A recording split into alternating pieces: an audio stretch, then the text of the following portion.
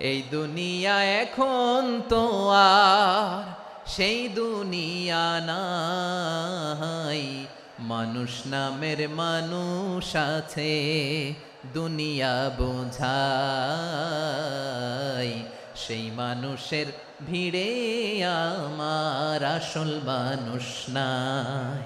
এই দুনিয়া এখন তো আর সেই দুনিয়া নাই, মানুষ নামের মানুষ আছে দুনিয়া বোঝাই, সেই মানুষের ভিড়ে আমার আসল মানুষ নাই। ঠিক কিনা?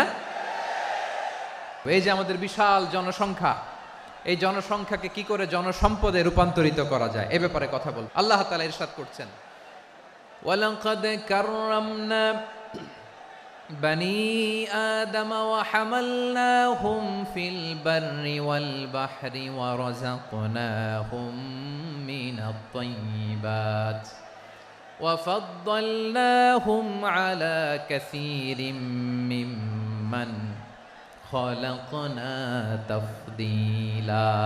পড়েন আল্লাহু আকবার।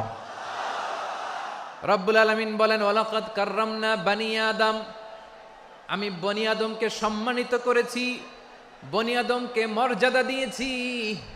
ওয়া হামালনাহুম ফিল বাররি ওয়াল বাহর, বনি আদমকে জলে স্থলে স্থলে এবং সমুদ্রে চলাচলের বাহন দিয়েছি। ওয়া রাযাকনাহুম মিনাত তাইয়্যিবাত, তাদেরকে পবিত্র রিজিকের বন্দোবস্ত করেছি। ওয়া ফাদ্দালনাহুম আলা কাসীরিম মিম্মান খালাকনা তাফদীলা, আর আমি আল্লাহ যাদেরকে সৃষ্টি করেছি তাদের মধ্য থেকে বনি আদমকে আমি শ্রেষ্ঠ বানিয়েছি, সবার চেয়ে সেরা। আমাদের মতো করে আল্লাহ কাউকে বানায় নাই। দুই পায়ে ভর করে শির দ্বারা এরকম স্ট্যান্ড রেখে মাথা উঁচু করে দাঁড়াতে পারে এরকম কোন প্রাণী পৃথিবীতে আছে?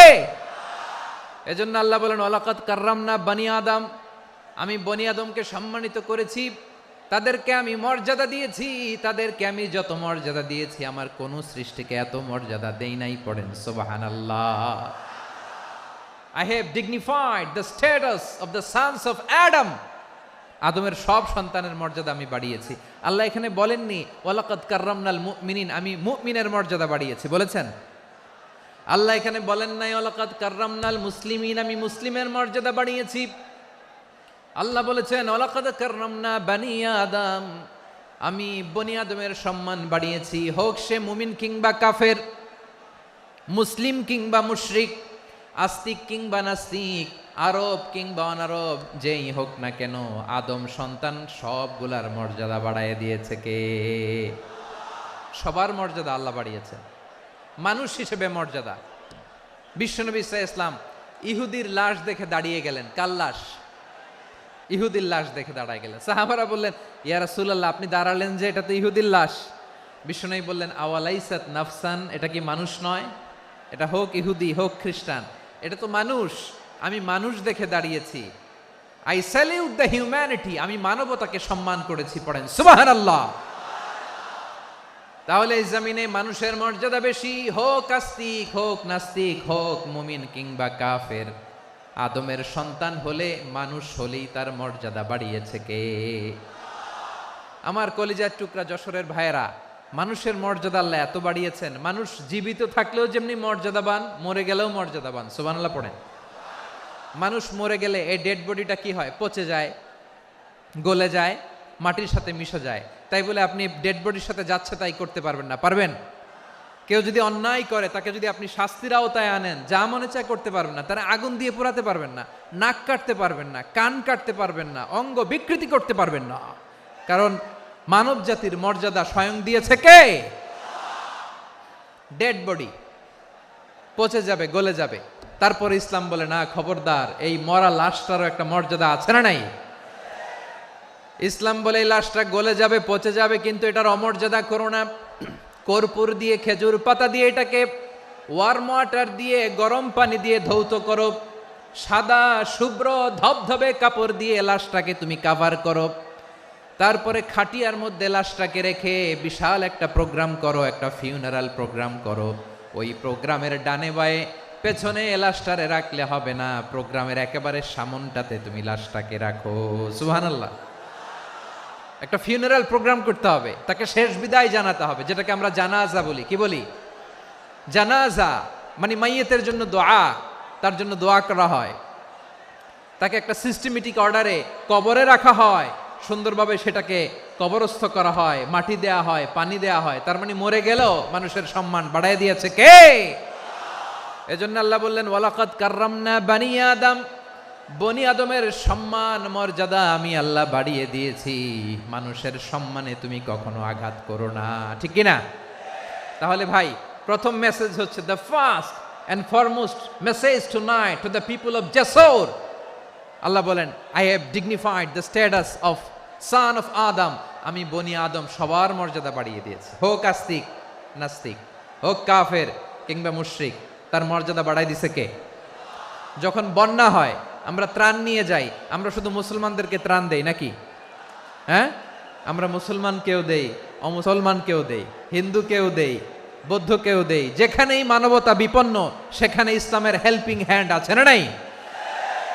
সুবহানাল্লাহ। কি দিন আমরা পেয়েছি, কি বিধান আমরা পেয়েছি। ওয়ালাকাদ কাররামনা বানি আদম, আমি বনি আদমকে সম্মানিত করেছি। এরপর আল্লাহ বললেন ওয়া হামালনাহুম ফিল বাররি ওয়াল বাহর, জলে স্থলে আমি চলাচলের যানবাহনের ব্যবস্থা করেছি। আমরা স্থলে ঘোড়ার উপরে চড়ি, উটের উপরে চড়ি, গাড়ির উপরে চড়ি। এই যে গাড়ির ইঞ্জিন বানাইছি আমরা, এটার মেধা দিয়েছে কে? আবার সাগরের মধ্যে আমরা নৌযান, জলযান, বড় বড় জাহাজ দিয়ে এক মহাদেশ থেকে আরেক মহাদেশ যাই, এক দেশ থেকে মালামালগুলো আরেক দেশে পাঠাই। সাগরের ভেতরে নৌকাগুলোরে ধরে রাখলো কে? ওয়াল ফুলকিল্লাতি তাজরি ফিল বাহরি বিমা ইয়ানফাউন নাস। মানুষের উপকার আছে এরকম সরঞ্জামাদি নিয়ে সাগরের উপরে বিশাল বিশাল জলযানগুলো চলে। এগুলো ডুবে যায় না, কাত হয়ে যায় না, পড়ে যায় না। এগুলোকে স্থিতিস্থাপকতাকে ঠিক করে রাখলো কে? আপনারা জাহাজ দেখেছেন? জাহাজ দেখছেন?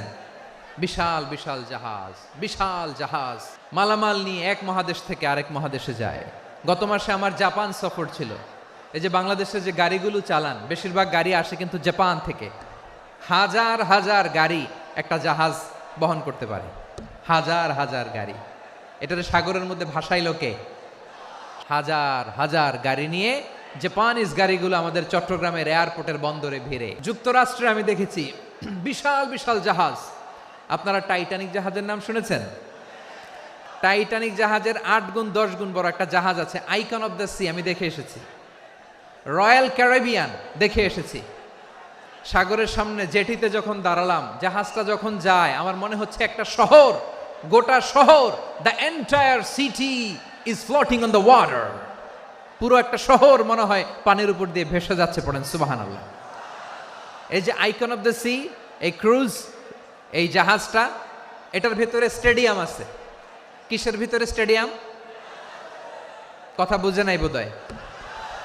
স্টেডিয়াম কিসের ভিতর? সুইমিং পুল আছে, শপিং মল আছে, রেস্টুরেন্ট আছে, ক্লাব আছে, 3000 4000 রুম বিশিষ্ট, কক্ষ বিশিষ্ট হোটেল আছে। এই সবগুলোর নিয়ে এগুলো চলে সাগরের দোলার মধ্যে, জলোচ্ছ্বাসের মধ্যে। এই সাগরের ভেতরে এই জাহাজগুলোর ভাষায় রাখছে কে? সূরাতুর আর রহমানে আল্লাহ তাআলা বললেন ওয়ালাহুল জাওয়ারিল মুনশাআতু ফিল বাহরি কাল আ'লাম ফাবিআইয়ি আলা, সবাই পড়েন ফাবিআইয়ি আলাই রাব্বিকুমা তুকাযিবান। পাহাড় সম বড় বড় জাহাজগুলো মাল বোঝাই করে সাগরের মধ্যে ভেসে বেড়ায়। এগুলো দিয়ে মালামাল বহন করা যায়, মানুষরা এক দেশ থেকে আরেক দেশে যায়। এই জাহাজগুলোর সাগরের ভেতরে ভাসায় রাখলো কে? এই আয়াতের ভেতরে আল্লাহ তাআলা সূরাত বানী ইসরাঈলের এই চমৎকার আয়াতের ভেতরে আল্লাহ তাআলা বেসিক্যালি মানব জাতির প্রতি তার 4টি স্পেশাল অনুগ্রহের কথা বলেছেন। কয়টি? 2টা বলে ফেলছি। 1 নাম্বার ওয়ালাকাদ কাররামনা বানি আদম, আমি বনি আদমের সম্মান বাড়াইছি, নাকি মুসলমানদের? তাহলে human dignity, the first part of the verse talks about the human dignity. 2 নম্বর অংশে আল্লাহ তাআলা বললেন ওয়া হামালনাহুম ফিল বাররি ওয়াল বাহর, স্থলে এবং সমুদ্রে আমি তাদের জন্য চলাচলের বাহন দিয়েছি। সুবহানাল্লাহ। তার মানে smooth movement on land and sea, জলে এবং স্থলে যাতে আমরা স্মুথলি মুভ করতে পারি আল্লাহ তাআলা দিয়েছেন। 3 নম্বরে আল্লাহ তাআলা বললেন ওয়া রাযাকনাহুম মিনাত তাইয়্যিবাত, মানুষের জন্য আমি পবিত্র রিজিকের ব্যবস্থা করেছি। জলে এবং স্থলে যত প্রাণী আছে সবগুলা প্রাণীকে রিজিক দেয় কে? আমাদেরকে রিজিক দেয় কে? সাগরের মাছগুলোকে, বড় বড় তিমি মাছগুলোরে রিজিক দেয় কে? বাতাসের মধ্যে ভেসে বেড়ানো বড় বড় পাখিগুলো, স্ক্যান্ডিনেভিয়ান কান্ট্রি থেকে লক্ষ লক্ষ কোটি কোটি পাখিগুলো যে এক দেশ থেকে আরেক দেশে ট্রান্সফার হয়, এগুলোর রিজিক দেয় কে? রব্বুল আলামিন বলেন ওয়ামা মিন দাব্বাতিন ফিল আরদি ইল্লা আলাল্লাহি রিজকুহা ওয়া ইয়ালামু মুস্তাকাররাহা ওয়া মুস্তাওদাআহা কুল্লুম ফি কিতাবিম মুবিন। আল্লাহু আকবার। রব্বুল আলামিন বলেন ভূপৃষ্ঠে বিচরণশীল যত প্রাণী আছে সব প্রাণীগুলোকে আমি আল্লাহ আমার নিজের কুদরতে রিজিকের বন্দোবস্ত করি। এই প্রাণীগুলো কোথায় থাকে, কোথায় যায়, সব জায়গায় আমি রিজিক পৌঁছে দেই। রিজিক কেউ দিতে পারে না, রিজিকের মালিক কে? রিজিকের মালিক তিনি আল্লাহ। এজন্য আল্লাহ তাআলা বললেন ওয়া রাযাকনাহুম মিনাত তাইয়্যিবাত। এরপর আল্লাহ বললেন ওয়া ফাদ্দালনাহুম আলা কাসীরিম মিম্মান খালাকনা তাফদীলা। আমি যত প্রাণী সৃষ্টি করেছি সকল প্রাণীর মধ্যে মানুষের মর্যাদা শ্রেষ্ঠত্ব আমি দিয়েছি। সুবহানাল্লাহ পড়েন। তাহলে 1 নম্বরে আল্লাহ বললেন আমি বনি আদমের মর্যাদা বাড়ালাম। এরপরে বললেন স্থলে এবং সমুদ্রে চলাচলের জন্য যানবাহন দিলাম। 3 নম্বরে আল্লাহ বললেন পবিত্র রিজিকের ব্যবস্থা করে দিলাম। এরপরে আল্লাহ বললেন যত প্রাণী আছে, সৃষ্টি আছে, সবগুলার উপরে আমি মানুষকে শ্রেষ্ঠত্ব দিলাম। সুবহানাল্লাহ। তাহলে সবচেয়ে বেশি শ্রেষ্ঠত্ব মানুষের। কার? মানুষের। শুধু তাই নয় প্রিয় ভাইরা, আকাশ এবং জমিনে যা কিছু আছে সবকিছু মানুষের জন্য, মানুষের কল্যাণে, মানুষের প্রয়োজনে, মানুষের বশীভূত করে সৃষ্টি করেছেন কে? রব্বুল আলামিন বলেন হুয়াল্লাযী খালাকা লাকুম মা ফিল আরদি জামিআ। এই জমিনের মধ্যে যা কিছু আমি আল্লাহ সৃষ্টি করেছি সব কিছু আমি মানুষের জন্য সৃষ্টি করেছি। পড়েন সুবহানাল্লাহ। হুয়াল্লাযী খালাকা লাকুম মা ফিল আরদি জামিআ, যা আছে সব আমাদের জন্য, সব আমাদেরকে সার্ভিস দেওয়ার জন্য, আমাদের উপকারের জন্য, আমাদের কল্যাণের জন্য। আওয়াজ করে সবাই পড়ুন আল্লাহু আকবার। অন্য আয়াতে আল্লাহ বললেন ওয়াসাখখারা লাকুম মা ফিস সামাওয়াতি ওয়া মা ফিল আরদি জামিআম মিন ইন্না ফি যালিকা লাআয়াতিন লিকাউমিন ইয়াতাফাক্কারুন।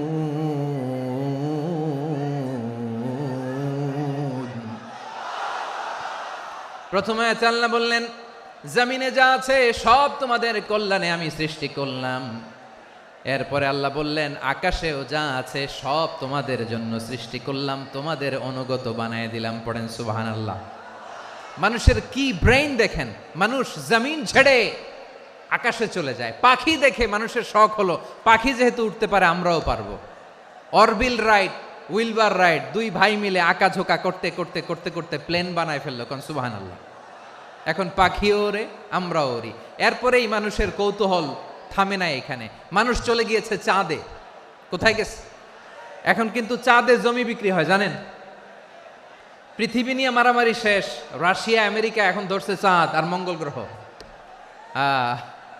এখন চাঁদে জমি বিক্রি হয়, মঙ্গলে জমি বিক্রি হয়। এই চাঁদ, মঙ্গল, বৃহস্পতি, শনি সব আল্লাহ তাআলা আমাদের জন্য বানিয়েছেন। সুবহানাল্লাহ পড়েন। মানুষ সাগরের উপরে চড়ে, শূন্যে ভেসে বেড়ায়, পাহাড় কেটে সুড়ঙ্গ বানায়, টানেল বানায়। মানুষ ব্রডব্যান্ডের লাইন নিয়ে যায় সাগরের ভেতর দিয়ে, এক দেশ থেকে আরেক দেশে, এক মহাদেশ থেকে আরেক মহাদেশে। সুবহানাল্লাহ পড়েন। তার মানে গোটা বিশ্বের সব কিছুর উপরে control, superiority over all creatures, সব কিছুর উপর কন্ট্রোল, মনিটরিং, নিয়ন্ত্রণ, এটা প্রতিষ্ঠা করে দিয়েছে কে? এজন্যই মানুষের শ্রেষ্ঠত্ব। ওয়ালাকাদ কাররামনা বানি আদম, আমি বনি আদমের সম্মান বাড়িয়েছি, মর্যাদা আমি বাড়িয়ে দিয়েছি এই কারণে, কারণ মানুষ সব কিছুর উপর নিয়ন্ত্রণ নিতে পারে। মানুষকে নিয়ে এই কোরআনের সব আলোচনা, মানুষকে নিয়ে এই কোরআনের সব। তাই কোরআনের কেন্দ্রীয় আলোচ্য বিষয় হচ্ছে মানুষ। মানুষকে আল্লাহ স্বাধীনতা দিয়েছেন। ফামান শাআ ফালইউমিন ওয়া মান শাআ ফালইয়াকফুর। চাইলে মুমিন হতে পারো, চাইলে কাফের হতে পারো, তোমার ইচ্ছা। তবে জেনে রাখো, মুমিন হলে পাবা জান্নাত, কাফির হলে পাবা জাহান্নাম। নাও দ্য ডিসিশন ইজ ইয়ার্স। সিদ্ধান্ত তোমার, জান্নাতে যাবা না জাহান্নামে যাবা। মানুষকে আল্লাহ এত স্বাধীনতা দিয়েছেন, মানুষ চাইলে অনেক ভালো হইতে পারে। ভালোর রাস্তাও খোলা, খারাপ হওয়ার রাস্তাও খোলা। ভালো হইলে মানুষ অনেক ভালো, খারাপ হইলে অনেক খারাপ। ভালো হইলে সবচেয়ে ভালো, খারাপ হইলে সবচেয়ে খারাপ। এজন্য সিদ্ধান্ত আপনাকে নিতে হবে। আল্লাহ তাআলা বলছেন, লাকাদ খালাকনাল ইনসানা ফি আহসানি তাকওয়িম সুম্মা রাদাদনাহু আসফালা সাফিলিন। আমি মানুষকে অনেক সুন্দর অবয়বে, সুন্দর আকৃতিতে সৃষ্টি করেছি। তার শুধু চেহারার ডিজাইনটাই সুন্দর নয়, তার ব্রেনটা বড্ড সুন্দর, তার মানসিকতা বড্ড সুন্দর, তার সৃজনশীলতা বড্ড সুন্দর। পড়েন সুবহানাল্লাহ। আমাদের ব্রেনটা অনেক সফিস্টিকেটেড ব্রেন, অনেক সফিস্টিকেটেড। এই 1.5 কেজি ব্রেন ইউজ করে মানুষ গোটা বিশ্বে সভ্যতা বিনির্মাণ করেছে, ঠিক কিনা? এই ব্রেন আল্লাহ তাআলা আমাকে দিয়েছে। এটারে কাজে লাগালে, আপনার 6 সেন্স কাজে লাগালে আপনি অনন্য মানুষ হয়ে উঠবেন, মহামানবে রূপান্তরিত হবেন। মানুষ হতে পারে, চাইলেই মহামানব হতে পারে। আবার যদি মানুষ চায় খারাপও হতে পারে।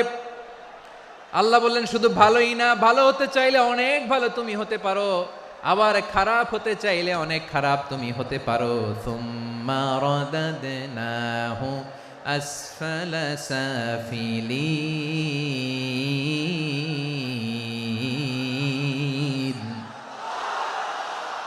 খারাপ হলে একেবারে খারাপ হতে পারো, নিকৃষ্ট হলে একেবারে নিকৃষ্ট হতে পারো, ভালো হলেও ভালো হতে পারো। মানুষ শ্রেষ্ঠত্বে ফেরেশতাকে ছাড়িয়ে যায়, আর অধপতনে সে পশুকেও হার মানায়। এটার প্রমাণ কি? মানুষ শ্রেষ্ঠ হইলে যে ফেরেশতার চেয়েও সেরা, তার প্রমাণ কি?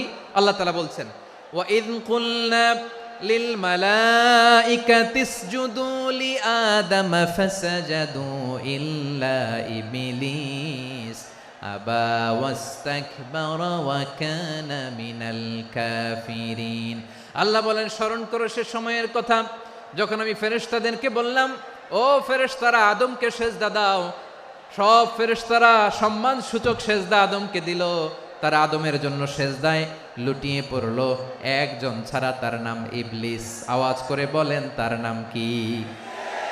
সে অহংকার প্রদর্শন করলো, সে কাফের হয়ে গেল। বাকি সব ফেরেশতারা সেজদা দিল। সুবহানাল্লাহ। আবার আদম আলাইহিস সালামকে আল্লাহ জিজ্ঞেস করলেন, সব বলে দিল উত্তর, কিন্তু ফেরেশতাদেরকে একই প্রশ্ন জিজ্ঞেস করলেন, তারা উত্তর করতে পারে নাই। তার মানে এর মধ্য দিয়ে প্রমাণিত হয়, মানুষ ভালো হলে ফেরেশতার চেয়েও ভালো, ফেরেশতার চেয়েও মানুষের মর্যাদা বাড়িয়ে দিয়েছে কে? সব নূরের ফেরেশতা যখন মাটির আদমকে সেজদা দেয়, এটা প্রমাণ করে ফেরেশতার চেয়েও মানুষের মর্যাদা বাড়িয়ে দিয়েছে কে? তুমি মাটির আদমকে প্রথম সৃষ্টি করিয়া ঘোষণা করিয়া দিলে শ্রেষ্ঠ বলিয়া, তাই তো নূরের ফেরেশতা করে আদমকে সেজদা। ঠিক কিনা বলেন? তাই তো নূরের ফেরেশতা করে আদমকে সেজদা। সবার চেয়ে সম্মান দিলে মাটির আদমকে। আল্লাহু আল্লাহু তুমি জাল্লে জালালুহু, শেষ করা তো যায় না গে তোমার গুণগান। পড়েন না? পড়েন। আল্লাহু আল্লাহু তুমি জাল্লে জালালুহু, শেষ করা তো যায় না গে তোমার গুণগান। আল্লাহু আল্লাহু। আল্লাহু আকবার। আদমের মর্যাদা বেশি, মানুষের মর্যাদা বেশি, মানুষ শ্রেষ্ঠ তার প্রমাণ, নূরের ফেরেশতা মাটির আদমকে সেজদা করে আওয়াজ করে বলেন ঠিক কিনা। তাহলে মানুষ ভালো হলে ফেরেশতার চেয়ে ভালো। আবার মানুষ যদি খারাপ হয় সে পশুর চেয়েও খারাপ, অধপতনে পশুত্বকে হার মানায়। তার প্রমাণ কি? তার প্রমাণ হচ্ছে যশোরের ভাইরা দেখবেন পত্রিকায় নিউজ পেপারে মাঝে মাঝে এরকম দেখা যায়, এক মানুষ আরেক মানুষকে হত্যা করে 20 টুকরা করে বস্তার ভিতরে ভরেছে। আচ্ছা, বুঝে থাকলে আওয়াজ করে বলেন, কোনদিন শুনছেন একটা হাতি আর একটা হাতিকে হত্যা করে 20 টুকরা করছে, এরপরে বস্তার ভিতরে ভরছে? হয়েছে? তাহলে দেখেন, মানুষ যদি খারাপ হয় সে পশুকেও হার মানায়। চিল্লায় বলো ঠিক কিনা। এমনও দুশ্চরিত্র মানুষ আছে যার নজর থেকে 6 মাসের ছোট্ট মেয়ে থেকে শুরু করে 80 বছরের বৃদ্ধারাও নিরাপদ নয়। পশুকেও হার মানে। মানুষের ঘর জ্বালিয়ে পুড়ে মেসাকার করে দেয়, জনপদের পর জনপদ জ্বালায় দেয়। এরকম আছে না নাই? গাজার মধ্যে যে অ্যাটাক করেছে, এরা মসজিদ মানে নাই, মসজিদে বম ফেলেছে। এরা খ্রিস্টানদের চার্চ গির্জা মানে নাই, গির্জায় বম ফেলেছে। পৃথিবীর ইতিহাসে never happened in the history of the world that someone bombed on a hospital, on a ICU center. এমন হাসপাতাল যেখানে আইসিইউর রোগীরা আছে, ওই হাসপাতালের উপরও ইসরায়েলি সৈনিকেরা বোমা মেরেছে। জোরে বলেন ঠিক কিনা। এরা মানুষ? আওয়াজ করে বলেন, এরা মানুষ না। প্রিয় ভাইয়েরা, চোখ কান নাক মুখ থাকলেই মানুষ না। যা সামনে দেখেন এগুলো সব মানুষ না, এগুলো জনসংখ্যা। এগুলো কি? সবাই বলুন, এগুলো কি? বাড়ছে জনসংখ্যা, কমছে মানুষ। এই দুনিয়া এখন তো আর সেই দুনিয়া নাই, মানুষ নামের মানুষ আছে দুনিয়া বোঝাই, সেই মানুষের ভিড়ে আমার আসল মানুষ নাই। ঠিক কিনা? আসল মানুষের বড্ড অভাব, আসল মানুষের বড্ড অভাব। আমার ভাইয়েরা, মানুষ খারাপ হলে পশুকেও হার মানায়। আচ্ছা, আওয়াজ করে বলেন, যে ইসরায়েলি সোলজাররা উপর থেকে বোমা মারলো তারাও মানুষ? তারাও কি? ওরাও রক্তে মাংসে মানুষ, ওদেরও পরিবার আছে। বোমা মেরে যেই মেয়েটাকে তারা অনাথ বানায়, ইয়াতিম বানায়, ও কিন্তু বাসায় ওর মেয়েটাকে রেখে আসছে। ঠিক কিনা বলেন? বম্বিং করে যে বাবাকে মেরে, স্বামীকে মেরে স্ত্রীকে বিধবা বানায়, তারও ঘরে স্ত্রী আছে। উপর থেকে বোম মেরে মানুষ মেরে দিচ্ছে, তারাও মানুষ। 1945 সালের 6 আগস্ট আমেরিকান সোলজাররা হিরোশিমায় বম মেরেছে। আমি নিজে দেখে এসেছি জাপানের হিরোশিমাতে। সকাল 8:15 মানুষ কেউ অফিসে যাচ্ছিল, কেউ খেতে খামারে কাজ করতে যাচ্ছিল। লিটল বয় নামে একটা বোম মেরেছে তারা। এই বোমের আঘাতে, পারমাণবিক এই বোমার রেডিয়েশনে আঘাতে, বোম ব্লাস্ট হওয়ার পরে মুহূর্তের মধ্যে 1,40,000 নাই। উপর থেকে যারা মারতেছে এরাও মানুষ, যাদেরকে মারলো তারাও। তার মানে মানুষে মানুষে পার্থক্য আছে না? নেই? মানুষে মানুষে পার্থক্য আছে। নাক কান চোখ মুখ থাকলেই মানুষ নয়। বাড়ছে জনসংখ্যা, কমছে মানুষ। চিল্লায় বলো ঠিক কিনা। ভালো মানুষ যারা জগৎটাকে এনলাইটেন করবে, যারা সত্যের বীর সেনানী হয়ে দাঁড়াবে, যারা সত্যের পক্ষে কথা বলবে, যারা জালিমের মসনদকে ভেঙে খান খান করে দেবে, এরকম হওয়ার দরকার আছে না নাই? এরকম ভালো মানুষ আমরা হতে চাই কি চাই না? মানুষকে যত্ন নিলে মানুষ যে কত ভালো হয় আপনি কল্পনাও করতে পারবেন না। মানুষকে নার্চারিং করলে, মানুষকে পলিশ করলে, মানুষকে গ্রুমিং করলে, মানুষকে সঠিক তারবিয়া দিলে মানুষ অনন্য হয়ে ওঠে। প্রতিটি মানুষ অনন্য। আমি অনন্য, আপনি অনন্য, আমরা সবাই অনন্য। সুবহানাল্লাহ বলেন। মানুষকে আল্লাহ তাআলা দিয়েছেন অসীম ক্ষমতা, অসীম ক্ষমতা। সুবহানাল্লাহ। একটা মানুষ পারে না এমন কিছু নাই, বিশ্বাস করতে হবে। মানুষ যা কল্পনা করতে পারে ওইটা মানুষ করে দেখাতে পারে। তুমি তোমার কল্পনার রাজ্যকে সাজাও, তোমাকে হারাতে পারে এমন কোন শক্তি আল্লাহর জমিনে নাই। তোমার কি শক্তি, কি সম্ভাবনা তুমি জানোই না মিয়া। তুমি এদিকে তাকাও কেন? তোমার রাস্তা তো ওই দূরে। তুমি কোথায় যাবে, আল্লাহ তোমার টেনে কোথায় নিয়ে যাবে তুমি কিছুই জানো না। প্ল্যান বিগ, ড্রিম বিগ, কল্পনার শক্তিকে বড় করো। মানুষ যা কল্পনা করতে পারে মানুষ তা করে দেখাতে পারে। মানুষের কাছে অসাধ্য কিছু নাই মৃত্যু ছাড়া, অ্যাকসেপ্ট ডেথ। মৃত্যু ছাড়া মানুষ সবকিছুকে জয় করতে পারে। তোমার জন্ম হয়েছে জিতার জন্য, বিজয়ের জন্য তোমার জন্ম। মানুষের শুরুটাই হয় বিজয় দিয়ে। আমরা যখন আমার পিতার পৃষ্ঠদেশে ছিলাম, পিতার পৃষ্ঠদেশ থেকে শুক্রাণু যখন মায়ের গর্ভদেশে যেয়ে পড়ে, কতটা শুক্রাণু ভ্রমণ শুরু করে জানো? 20 কোটি শুক্রাণু। একবার সিমেন আউট হলে সেখানে 20 কোটি শুক্রাণু থাকে, ভ্রমণ শুরু করে। ওই 20 কোটি শুক্রাণুর মধ্যে থেকে তুমি আমি আজকে এক বিকশিত শুক্রাণু মানব রূপে পৃথিবীতে এসেছি। সুবহানাল্লাহ। ওই 20 কোটি শুক্রাণুর প্রতিযোগিতায় সবাই রে পেছনে ফেলে সেদিন আমি সফল হয়েছিলাম, সেদিন আমি বিজয়ী হয়েছিলাম। সেদিন আমি এত ছোট ছিলাম মাইক্রোস্কোপ দিয়েও আমার অস্তিত্ব টের পাওয়া যায় না। আমি এত তুচ্ছ ছিলাম, নগণ্য ছিলাম। আমার কান ছিল না, আমার চোখ ছিল না, আমার হাত ছিল না, আমার জন্য রিকমেন্ডেশন করার মতো মামু ছিল না, খালা ছিল না, কেউ ছিল না। তারপরেও ওই প্রতিযোগিতায়, ওই কম্পিটিশনে যখন আমারে কেউ হারাতে পারে নাই, আল্লাহর জমিনেও আমারে কেউ হারাতে পারে না। হারার জন্য তোমার জন্মই হয় নাই, তুমি আসছোই জিতার জন্য। সুবহানাল্লাহ। বিশ্বনবী বলেন, আন্নাসু মাআদিন কামাআদিনি যাহাবি ওয়াল ফিদ্দা খিয়ারুহুম ফিল জাহিলিয়াতি খিয়ারুহুম ফিল ইসলাম। Peoples are like mines of gold and silver. সোনার খনি, রূপার খনি, এর চেয়েও বড় খনি হচ্ছে এই মানব সম্পদের খনি। আওয়াজ করে বলেন আল্লাহু আকবার। আল্লাহ তাআলা এই সম্পদ আমাদেরকে দিয়েছে। বিশ্বনবী বলেন, মানুষ হচ্ছে খনির মতো। খিয়ারুহুম ফিল জাহিলিয়াতি খিয়ারুহুম ফিল ইসলাম। জাহিলি যুগে যারা সেরা, ইসলামেও তারা সেরা। ইদা ফাকুহু, যদি তারা বুঝবান হয় তাহলে তাদেরকে সেরা বানায় দিবে কে? তাহলে মানুষের চেয়ে সেরা কেউ হতে পারে? মানুষের চেয়ে অনন্য কেউ হতে পারে? মানুষকে কেউ হারাতে পারে? আওয়াজ করে বলো, তোমাকে কেউ হারাতে পারবে? এই সাহস জাগছে আজকের আলোচনা থেকে। আমি তুমি অনন্য, আমাকে তোমাকে হারায়া দেওয়া এত সহজ না, ঠিক কিনা? একটা কথা জীবনের সাথে সেট করে নিতে হবে, আমি জিতি নয় শিখি, আমি কখনো হারি না। তাহলে বিশ্বনবী বলেন, নাসু মাআদিন, মানুষ হচ্ছে খনি, এই খনির যত্ন নিতে হবে। মা বাবা যারা এসেছেন, আপনার ছেলে মেয়ের যত্ন নেন। আপনার ছেলের মধ্যে যে কি পটেনশিয়াল আপনি জানেন না। আপনার এই ছোট্ট অবুজ ছেলেটাই আগামী দিনের শায়েখ আহমদুল্লাহ হবে।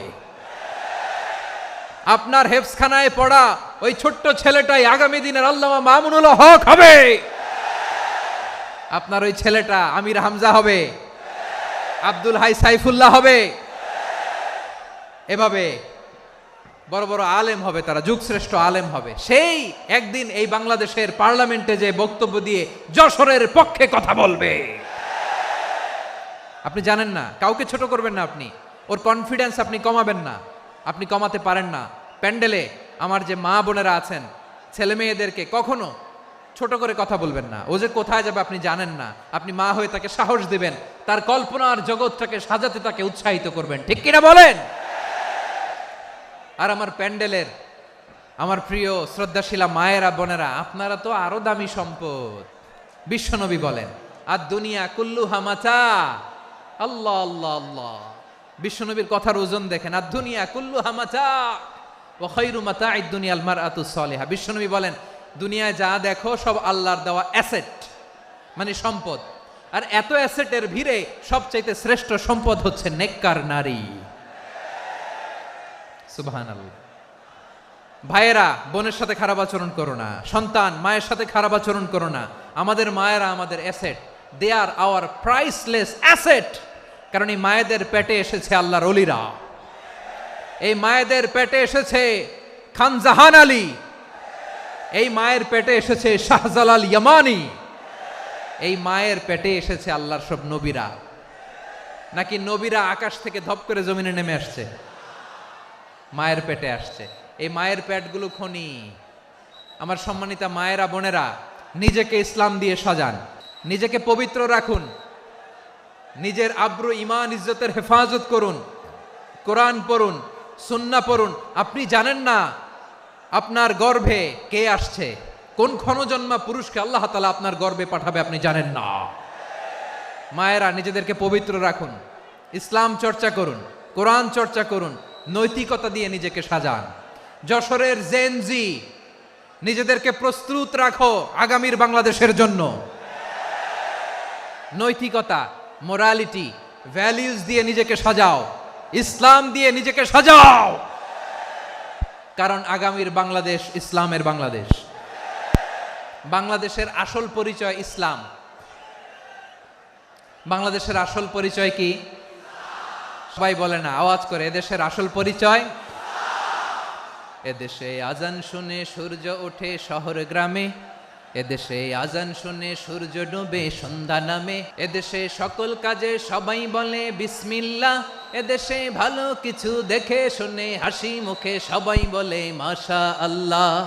সুবহানাল্লাহ, সুবহানাল্লাহ, সুবহানাল্লাহ, সুবহানাল্লাহ, সুবহানাল্লাহ, সুবহানাল্লাহ, সুবহানাল্লাহ, সুবহানাল্লাহ।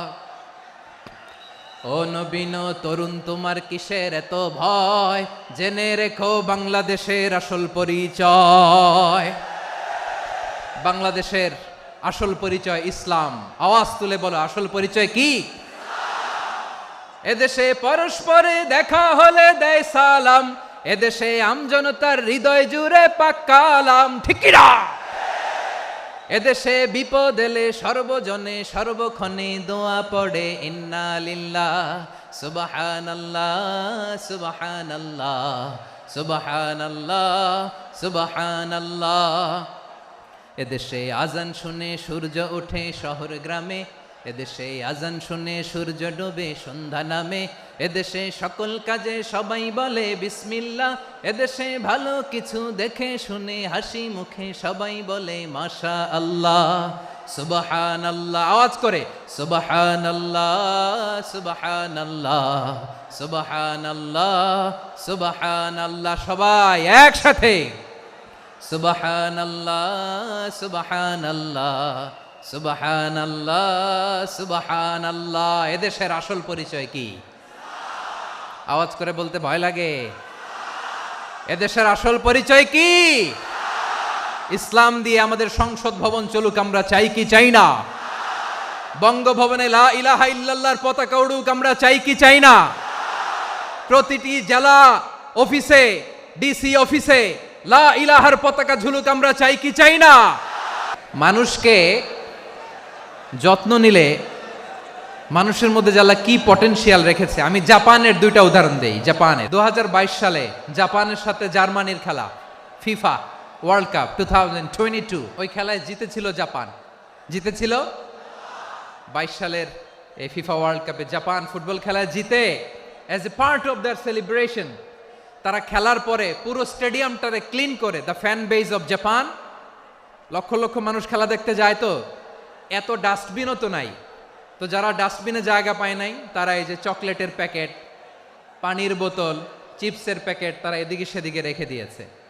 জাপানের ভক্তরা, জাপানের ফলোয়াররা as a part of their celebration তারা খেলার পরে পুরো স্টেডিয়ামের সব ময়লা আবর্জনা ক্লিন করে তারপরে বিদায় নিয়েছে।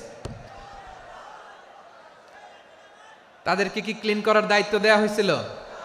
তারা কি স্টেডিয়ামের পরিচ্ছন্নতা কর্মী? তাদের আকল, তাদের সিক্স সেন্স তাদেরকে বলেছে। ছোটবেলা থেকে জাপান গভর্নমেন্ট ওদেরকে এত পরিচ্ছন্নতা শেখায়, ক্লিনলিনেস অ্যাওয়ারনেস ক্যাম্পেইন করায়। ক্লাসে আমি দেখেছি, ক্লাসে নিজের বেঞ্চ নিজে মুছে, ক্লাসের মাঝখানে একটা সময় দেয়, নিজের টেবিল নিজে মুছে, নিজের ক্লাসরুমটা নিজে পরিষ্কার করে। রাস্তাঘাটে একটা ধুলা নাই, ময়লা নাই, একটা টিস্যু নাই। খেলার পরে গোটা বিশ্বকে তাক লাগিয়ে দিয়েছে। জাপানের ফ্যানরা সবার রেখে যাওয়া গার্বেজ, টিস্যু, বোতল পরিষ্কার করে তারপরে স্টেডিয়াম থেকে বিদায় নিয়েছে। আমরা কেন এমন হইতে পারলাম না?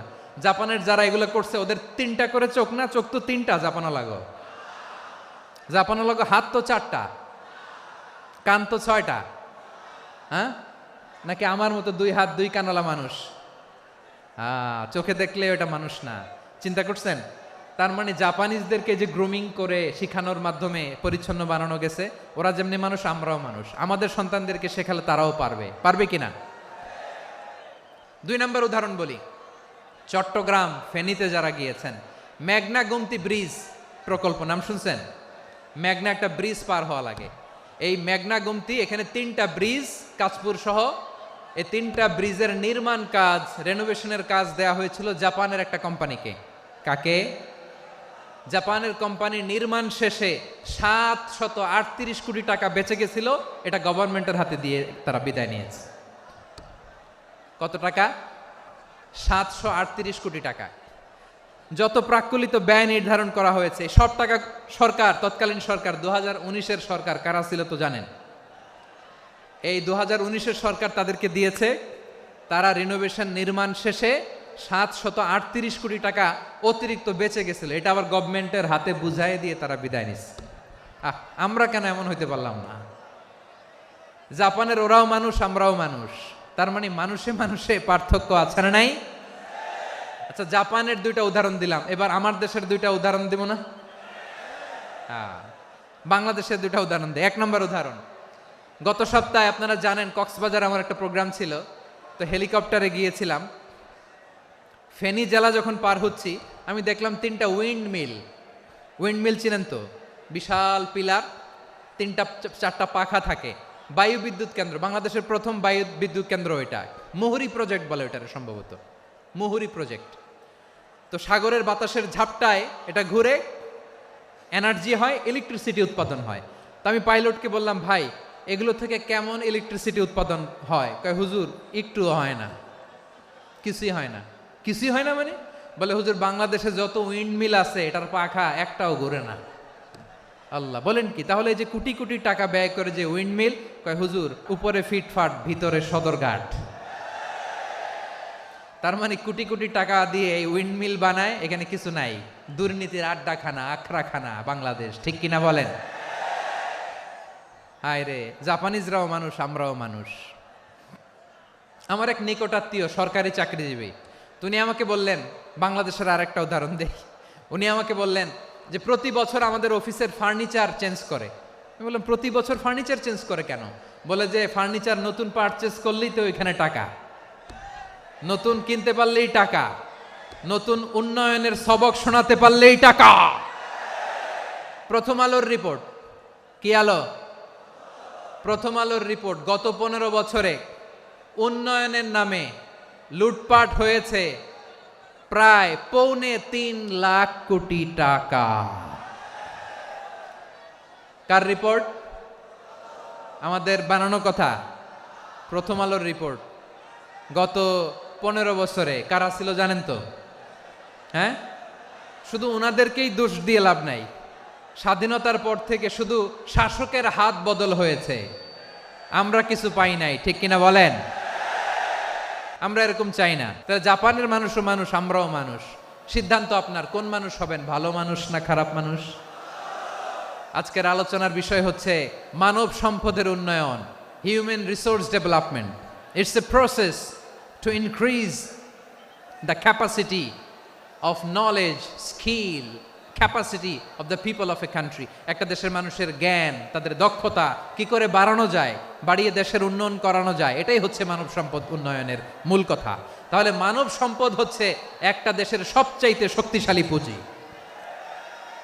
প্রাকৃতিক সম্পদ, খনিজ সম্পদের চেয়েও দামি হচ্ছে মানব সম্পদ। আল্লাহ তাআলা দয়া করে আমাদেরকে এই মানব সম্পদ দিয়েছেন। আসুন আমাদের এই মানুষগুলোকে আমরা সোনার মানুষ বানাই। রাজি আছেন তো সবাই? রাজি আছেন? মানুষ পারে না এমন কোনো কিছু নাই, চাইলে সব পারে। এজন্য মানুষকে তারবিয়া দিতে হবে, যথাযথভাবে তাদেরকে গড়তে হবে। আসুন আমরা সিরাতের আয়নায় বিশ্বনবীর জীবনী থেকে দেখি তিনি কিভাবে হিউম্যান রিসোর্সকে ম্যানেজ করতেন। বিশ্বনবী, he was a very good talent hunter, চৌকস ট্যালেন্ট হান্টার ছিল। কার মধ্যে কি ট্যালেন্ট আছে দেখলেই বুঝে ফেলতেন। সুবহানাল্লাহ পড়বেন না? কি নবী আমরা পেয়েছি! He was a very good talent hunter. আমার নবী তিনি চৌকস ট্যালেন্ট হান্টার ছিলেন। কার মধ্যে কি প্রতিভা বের করতেন, ওই প্রতিভাকে ইসলামের কল্যাণে কাজে লাগাতেন। যাকে যেই জায়গায় সেট করলে ভালো হবে তাকে ওই জায়গায় সেট করতেন। কয়েকজন সাহাবীর জীবনী শোনাই। আবু মাহজুরা রাদিয়াল্লাহু তাআলা আনহু, মক্কার মুয়াজ্জিন, আগে ছিল মুশরিক, পরে হইছে মুমিন। উনি কিভাবে মুমিন হইলেন এই ঘটনাটা একটু আপনাদের শোনাতে চাই। আবু মাহজুরা রাদিয়াল্লাহু তাআলা আনহু কিভাবে মুসলিম হলেন, আওয়াজ করে শুনেন। হুনাইনের যুদ্ধ, 8ম হিজরি, বিষ্ণু ঈসা ইসলাম হুনাইনের যুদ্ধ শেষে ফিরতেছেন। পথিমধ্যে বেলাল রাদিয়াল্লাহু তাআলা আনহু আজান দিচ্ছেন। কি দিচ্ছেন? তো পাশে ছিল মুশরিকদের একটা পল্লী, কিছু মুশরিক তরুণ, কিছু অমুসলিম কিশোর, তারা আজানকে ব্যঙ্গ করতেছে। আমাদের বাংলায় মুখ ভেঙ্গানো বলে আর কি। বেলাল রাদিয়াল্লাহু তাআলা আনহু আজান দিচ্ছেন, ওই বাচ্চাগুলো মুশরিক, তো ওরা আজানকে ব্যঙ্গ করতেছে, বিকৃতি করে ওরাও আজান দিচ্ছে। উদ্দেশ্য হচ্ছে আজানকে নিয়ে ঠাট্টা করা। উদ্দেশ্য কি? ঠাট্টা করা। ব্যাপারটা মনে কষ্ট পাওয়ার মতো ব্যাপার না? কিন্তু বিশ্বনবী ওইখানে দেখেন কি খুঁজলেন। বিশ্বনবী খেয়াল করলেন অমুসলিম কিশোরদের মধ্য থেকে একটা কিশোরের গলাটা বড় দরাজ গলা, কণ্ঠটা বড় সুন্দর। খেয়াল করে দেখলেন যে কিছু কিশোর বেলালের আজানকে ব্যঙ্গ করে, বিকৃতি করে, কিন্তু একজনের কণ্ঠ দেখতে পাচ্ছেন না এত দূরে, কিন্তু কণ্ঠটা বড় সুন্দর, দরাজ গলা। বিশ্বনবী সাহাবীদেরকে বললেন, ধরো এগুলারে, ধরো। সবগুলারে ধরে বিশ্বনবীর সামনে আনা হলো। ওরা হাঁটু গেড়ে বসলো। বিশ্বনবী বললেন, তোমাদের মধ্যে কে যেন ব্যঙ্গ করে আজান দিচ্ছিল, তার গলাটা বড় উঁচু, গলার বেসটা বড় মজবুত, মেলোডিয়াস, সুমধুর কণ্ঠ। কে? আবু মাহজুরা বলে, আমার বন্ধুরা সবাই আমার দিকে আঙ্গুল দেখায়, আমি পড়ে গেছি বিপদে। রাসূল সাল্লাল্লাহু আলাইহি ওয়াসাল্লাম বাকি অমুসলিম তরুণদেরকে ছেড়ে দিলেন, বললেন তোমরা যাও। এবার আবু মাহজুরারে পাইছে। আবু মাহজুরার চুলের মধ্যে হাত দিলেন বিশ্বনবী, মাথায় হাত দিয়ে বললেন, এবার আজান দাও দেখি। আবু মাহজুরা বলে, আমি তো আজান দিতে জানি না, কারণ আমি তো বেলালেরটা শুইনা দিছি, আমার তো মুখস্থ নাই, আমি তো আজান দিতে জানি না। বিষ্ণু বললেন, জানো না?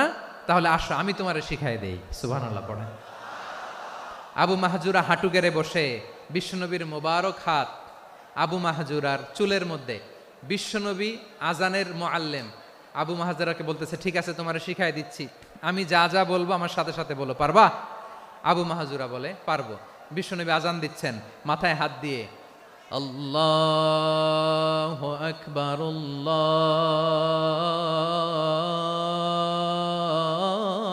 আল্লাহু আকবার। আবু মাহজুরা এই বাক্যটা পড়লেন। বিশ্বনবী দ্বিতীয় বাক্য পড়তে আরম্ভ করলেন, আল্লাহু আকবার,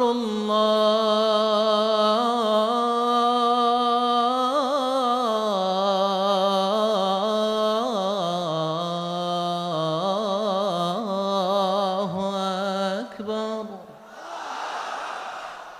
আবু মাহজুরা এই বাক্যটাও বললেন। বিশ্বনবী আবু মাহজুরার মাথার মধ্যে হাত দিয়ে তৃতীয় বাক্য পড়লেন, আশহাদু আল্লা ইলাহা ইল্লাল্লাহ।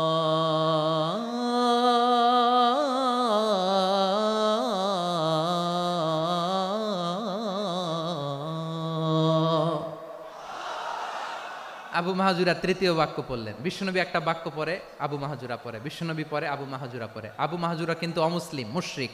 আবু মাহজুরা বলে, এক একটা বাক্য পড়ি আমার কলিজাটা গলে ঠান্ডা হয়ে যায়। এতদিন মোহাম্মদকে গালি দিতাম, এখন মোহাম্মদ আমার মাথায় যখন হাত রাখছে আমার সারা শরীর ঠান্ডা হয়ে গেছে। বিশ্বনবী আজান শিখাচ্ছেন, একটা একটা বাক্য পড়ে আবু মাহজুরাও পড়ে, বিশ্বনবী পড়ে, আবু মাহজুরাও পড়ে। পুরো বাক্যগুলো যখন শেষ, আজান শেষ, আবু মাহজুরাও যখন পুরো আজান পড়লেন, আবু মাহজুরা বললেন, এতদিন মোহাম্মদের চেহারা দেখলে আমার ঘৃণা লাগতো, আজ থেকে মোহাম্মদের চেহারার চেয়ে প্রিয় চেহারা আমার কাছে নাই। আবু মাহজুরা বললেন, ও মুহাম্মদ, আজানের বাক্য তো আপনি আমারে শেখালেন, এখানেই শেষ করবেন না, আপনি আমারে পড়ায় দেন, লা ইলাহা ইল্লাল্লাহু মুহাম্মাদুর রাসূলুল্লাহ সাল্লাল্লাহু আলাইহি ওয়াসাল্লাম। বিশ্বনবীর সাথে দাঁড়িয়ে উনি শাহাদা পড়ে মুসলমান হয়ে গেলেন। এবার আবু মাহজুরা বলে, ইয়া রাসূলুল্লাহ, ইয়া হাবিবাল্লাহ, আমি মুমিন হয়েছি, মুসলমান হয়েছি, আপনার কাছ থেকে আজান শিখার সৌভাগ্য আমি লাভ করেছি গো নবী। আমার কণ্ঠের বড় তারিফ করেছেন, আপনি আমার আজানকে আপনি পছন্দ করেছেন। একটা জিনিস আপনার কাছে চাই, আপনি আমাকে মক্কার মসজিদুল হারামের মুয়াজ্জিন হিসেবে অ্যাপয়েন্ট করে দে। বিষ্ণু ইসা ইসলাম বললেন, যাও আবু মাহজুরা, আমি তোমাকে পৃথিবীর শ্রেষ্ঠতম মসজিদ মক্কার মসজিদুল হারামের মুয়াজ্জিন হিসেবে অ্যাপয়েন্ট করে দিলাম। দেখছেন কিভাবে ট্যালেন্ট হান্টিং করতে হয়, কিভাবে হিউম্যান রিসোর্স মানব সম্পদকে ব্যবহার করতে হয়। আসছিল আজানকে ভেঙ্গাইতে, আসছিল কেন? আজানকে ব্যঙ্গ করার জন্য, বিকৃত করার জন্য। আজানকে বিকৃত করতে যে ইসলামের সবচেয়ে শ্রেষ্ঠ মসজিদের মুয়াজ্জিন হয়ে গেল। পড়েন সুবহানাল্লাহ। হযরত আবু মাহজুরা রাদিয়াল্লাহু তাআলা আনহু ওনার এই সুললিত কণ্ঠ ব্যবহার করে মসজিদুল হারামে এত সুন্দর করে আল্লাহু আকবার বলে আজান দিতেন, মানুষগুলোর, মুসল্লিগুলোর, মক্কাবাসীর হৃদয়কে তিনি বিগলিত করে দিতেন। মানুষের হৃদয়কে ঠান্ডা হয়ে যেত। শুধু এখানেই শেষ না আমার যশোরের ভাইয়েরা। বিশ্বনবী যখন সাইয়েদনা আবু মাহজুরা রাদিয়াল্লাহু তাআলা আনহুকে আজান শিখাচ্ছিলেন, বলেন তো বিশ্বনবীর হাতটা কোথায় ছিল? আবু মাহজুরার মাথার সামনে, এই চুলের উপরে ছিল। আবু মাহজুরা ওই স্মৃতিটাকে ধারণ করবার জন্য, ওই স্মৃতিকে বহন করার জন্য বিশ্বনবীর মোবারক হাত আবু মাহজুরার কপালের চুলের যেই জায়গায় লেগেছে, মৃত্যুর আগের দিন পর্যন্ত আবু মাহজুরা মাথার ওই চুলে কোনোদিন ছুরি আর কামার লাগায় নাই, সেখানে কেচি লাগায় নাই, চুলের মধ্যে খুর লাগায় নাই। আবু মাহজুরা ডান দিকের চুল কাটতো, বাম দিকের চুল কাটতো, পেছনের চুল কাটতো, সামনের চুল কাটতো না। আবু মাহজুরা রাদিয়াল্লাহু তাআলা আনহুর সামনের চুলগুলো বড় হতে হতে যখন এত বড় হয়ে যায়, তিনি চুলগুলো পেঁচিয়ে মাথার মধ্যে রাখতেন। তারপরে তিনি পাগড়ি পরতেন। সবাই জিজ্ঞেস করতো, আবু মাহজুরা এটা আবার কেমন স্টাইল? দেখতে তোমারে কি বিদঘুটে লাগে? কেমন অড লাগে? কেমন খারাপ দেখা যায়? মক্কায় এমন কোনো মানুষ তো দেখি নাই, ডানে চুল কাটে, বায়ে চুল কাটে, পেছনে চুল কাটে, সামনে কাটে না। ওরে আবু মাহজুরা, কেমন দেখা যায় তোমারে? তুমি সামনের চুল কাটো না কেন? আবু মাহজুরা বলে, আমি হাঁটু গেড়ে পেয়ারা নবীর সামনে বসেছিলাম, আমার এই মাথার চুলের মধ্যে মুবারক হাত লাগিয়ে বিশ্বনবী নিজে আমাকে আজানের প্রতিটা বাক্য শিক্ষা দিয়েছেন। বিশ্বনবীর মোবারক হাত, পবিত্র হাত আমার মাথার চুলের যেই জায়গায় লেগেছে, আমি চাই ওই চুলগুলা নিয়ে আমি আমার কবরের ভিতরে যাব। সাইয়েদনা আবু মাহজুরা রাদিয়াল্লাহু তাআলা আনহু ইন্তেকালের আগের পর্যন্ত মাথার সামনের চুলগুলা কাটে নাই। মাথার সামনের চুল তিনি কাটেন নাই। সুবহানাল্লাহি বিহামদি। কেমন ভালোবাসতেন বিশ্বনবী সাহাবীদেরকে, সাহাবারা কেমন ভালোবাসতেন বিশ্বনবীকে। সামনের চুলগুলো বড় হতে হতে এত বড় ছিল, পেঁচিয়ে রেখে পাগড়ি পরতেন, কাটতেন না। নবীর হাত লেগেছিল। সুবহানাল্লাহ পড়েন। তাহলে what is the lesson? Moral of the story কি? মোরাল অফ দ্য স্টোরি হচ্ছে, আসছিল আজানকে ব্যঙ্গ করার জন্য, বিকৃত করার জন্য, হয়ে গেল মসজিদুল হারামের মুয়াজ্জিন। দেখেন বিশ্বনবী একটা খারাপ সিচুয়েশনের মধ্যে থেকে কি ভালো জিনিস বের করে আনলেন। আমি যে শুরুতে বলেছি কিভাবে তিনি হিউম্যান রিসোর্সকে ডেভেলপ করেছেন, ম্যানেজ করেছেন। তিনি যে চৌকস ট্যালেন্ট হান্টার ছিল, দেখেন সবার মধ্যে থেকে এর বাছাই করে মুয়াজ্জিন বানাই দিয়েছেন। সুবহানাল্লাহ পড়েন। তার মানে এই না সবাইরে ধরে ধরে উনি মুয়াজ্জিন বানাইছেন। যার যেই ট্যালেন্ট আছে তাকে ওই কাজে অ্যাসাইন করেছেন। যার যেই প্রতিভা আছে তার প্রতিভাকে ইসলামের কাজে লাগিয়েছেন। সুবহানাল্লাহ পড়েন। যায়েদ বিন সাবিত রাদিয়াল্লাহু তাআলা আনহু নাম শুনেছেন? বিশ্বনবী দেখলেন মদিনার এই আনসারী সাহাবী হাইলি ট্যালেন্টেড, ইন্টেলেকচুয়াল, মেরিটোরিয়াস, জ্ঞানের প্রতি তার আকর্ষণ, মারাত্মক আকর্ষণ। বিশ্বনবী তাকে দায়িত্ব দিলেন, কোরআন যা নাজিল হয় তুমি লিখো, কাতিবুল ওয়াহি বানায় দিলেন। সুবহানাল্লাহ। যায়েদ বিন সাবিতরে আবার আজান শিখান নাই, কারণ তার মধ্যে বিশ্বনবী প্রতিভা দেখেছেন, একাডেমিক প্রতিভা। বিশ্বনবীর একাডেমিক প্রজেক্টগুলো তিনি হ্যান্ডেল করতেন। যায়েদ বিন সাবিত ছিল বিশ্বনবীর ব্যক্তিগত সচিব। কি ছিল? ব্যক্তিগত সচিব। বোঝেন নাই? বিশ্বনবীর ব্যক্তিগত সচিব এবং দোভাষী। ইহুদিরা কিছু লিখে দিলে এটার অর্থ বিশ্বনবীরে বুঝায় দিতেন। আবার ইহুদিদের কাছে কিছু লিখতে হলে তিনি লিখে দিতেন। বিশ্বনবী একদিন বললেন, ইন্নী ওয়াল্লাহি মা আমানু ইয়াহুদা আলা কিতাব। ইহুদিরা যে চিঠি পাঠায় অর্থ তো বুঝি না, আরেক ইহুদি আইনে অর্থ করা লাগে, আবার ইহুদিদের কাছে কিছু লিখে পাঠাইতে চাইলে আমরা তো লিখতে পারি না, ইহুদিরে দিয়ে লেখা লাগে। ওরা যে পইরা শোনায় লিখে দেয়, আমি ওদের বিশ্বাস করি না। আমার নিজের একজন লোক দরকার। বিশ্বনবী এই যায়েদ বিন সাবেতকে চুজ করলেন ল্যাঙ্গুয়েজের জন্য। উনি বললেন, যায়েদ, তোমার সফট স্কিলকে ডেভেলপ করতে হবে, তুমি হিব্রু ল্যাঙ্গুয়েজ শিখে ফেলো। যায়েদ বিন সাবেত বলল, বিশ্বনবীর মোটিভেশন আর ইন্সপিরেশন পেয়ে আমি 15 দিনে ইহুদিদের এই হিব্রু ল্যাঙ্গুয়েজ শিখে ফেললাম। শুধু শিখে ফেললাম না, হাত্তা হাদিকতু, even I became master in the language, এই ভাষা আমি পারদর্শী হয়ে গেলাম। এরপরে ইহুদিরা চিঠি লিখে পাঠালে আর কোনো ইহুদি ডাকা লাগতো না, আমি নবীর এটার অর্থ শুনে পরে বুঝাই দিতাম। আবার ইহুদিদের কাছে চিঠি লেখা লাগলে আমি যায়েদ বিন সাবেত চিঠি লিখে দিতাম। সুবহানাল্লাহ।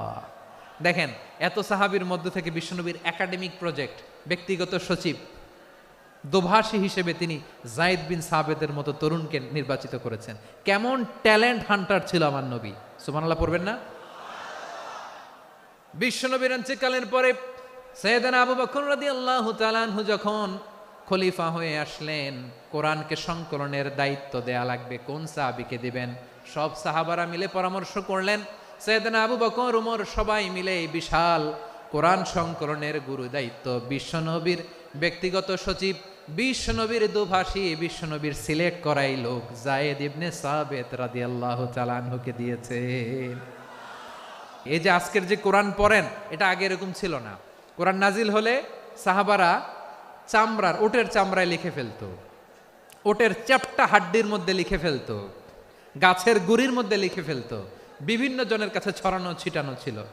আবু বকর রাদিয়াল্লাহু তাআলা আনহু একসাথে করলেন, পরবর্তীতে উসমান রাদিয়াল্লাহু তাআলা আনহু একসাথে করলেন। 114 সূরার এখন এই মুসহাফ, এই কম্পাইলেশন, এই কপি আমরা পেয়েছি, যার হিউজ কন্ট্রিবিউশন ছিল। এই পুরো কোরআন কম্পাইলেশনের প্রজেক্ট ম্যানেজার ছিল যায়েদ বিন সাবেত রাদিয়াল্লাহু তাআলা আনহু। কোরআন কম্পাইলেশনের প্রজেক্ট ম্যানেজার। দেখেন, উনারে মাথায় হাত দিয়ে আজান শিখায় নাই। সুবহানাল্লাহ কইবেন না? তাহলে প্রথম সাহাবী আবু মাহজুরাকে মুয়াজ্জিন বানাইলেন, যায়েদ বিন সাবেতকে ব্যক্তিগত সচিব আর দোভাষী বানালেন, মুসআব ইবনে উমাইর রাদিয়াল্লাহু তাআলা আনহুকে ইসলামের প্রথম অ্যাম্বাসেডর বানালেন। কি নাম? He was the first ambassador in Islam, ইসলামের প্রথম ডিপ্লোম্যাট, ইসলামের প্রথম কূটনৈতিক মুসআব ইবনে উমাইর, মক্কার তরুণ যুবক। উনি পারফিউম লাগাইলে মানুষ দেখলেই বুঝতো এটা মুসআব লাগাইছে। এমন স্মার্ট, ড্যাশিং ফেস, এমন পার্সোনালিটির মানুষ ছিল মুসআব রাদিয়াল্লাহু তাআলা আনহু। কারণ যিনি ইসলামের স্পোকম্যান হবেন, মুখপাত্র হবেন, তার স্মার্ট হওয়ার দরকার আছে না নাই? আকাবার প্রথম শপথ যখন হলো, তাদের সাথে বিষ্ণু ঈসা ইসলাম মদিনাতে একজন মুখপাত্র পাঠালেন, ডিপ্লোম্যাটকে পাঠালেন, অ্যাম্বাসেডর অফ ইসলাম, তিনি হচ্ছেন মুসআব ইবনে উমাইর। পড়েন সুবহানাল্লাহ। জুমার বিধান নাজিল হয়েছে, কিন্তু মক্কায় পরিবেশ নাই জুমা পালনের। বিষ্ণু ঈসা ইসলাম একজনকে দিয়ে খবর পাঠালেন, যাও মদিনায় মুসাবকে যে বলো, মুসাব তো আমার শিক্ষক, আমার স্পোকম্যান, মদিনাতে যেন তারা জুমা কায়েম করে।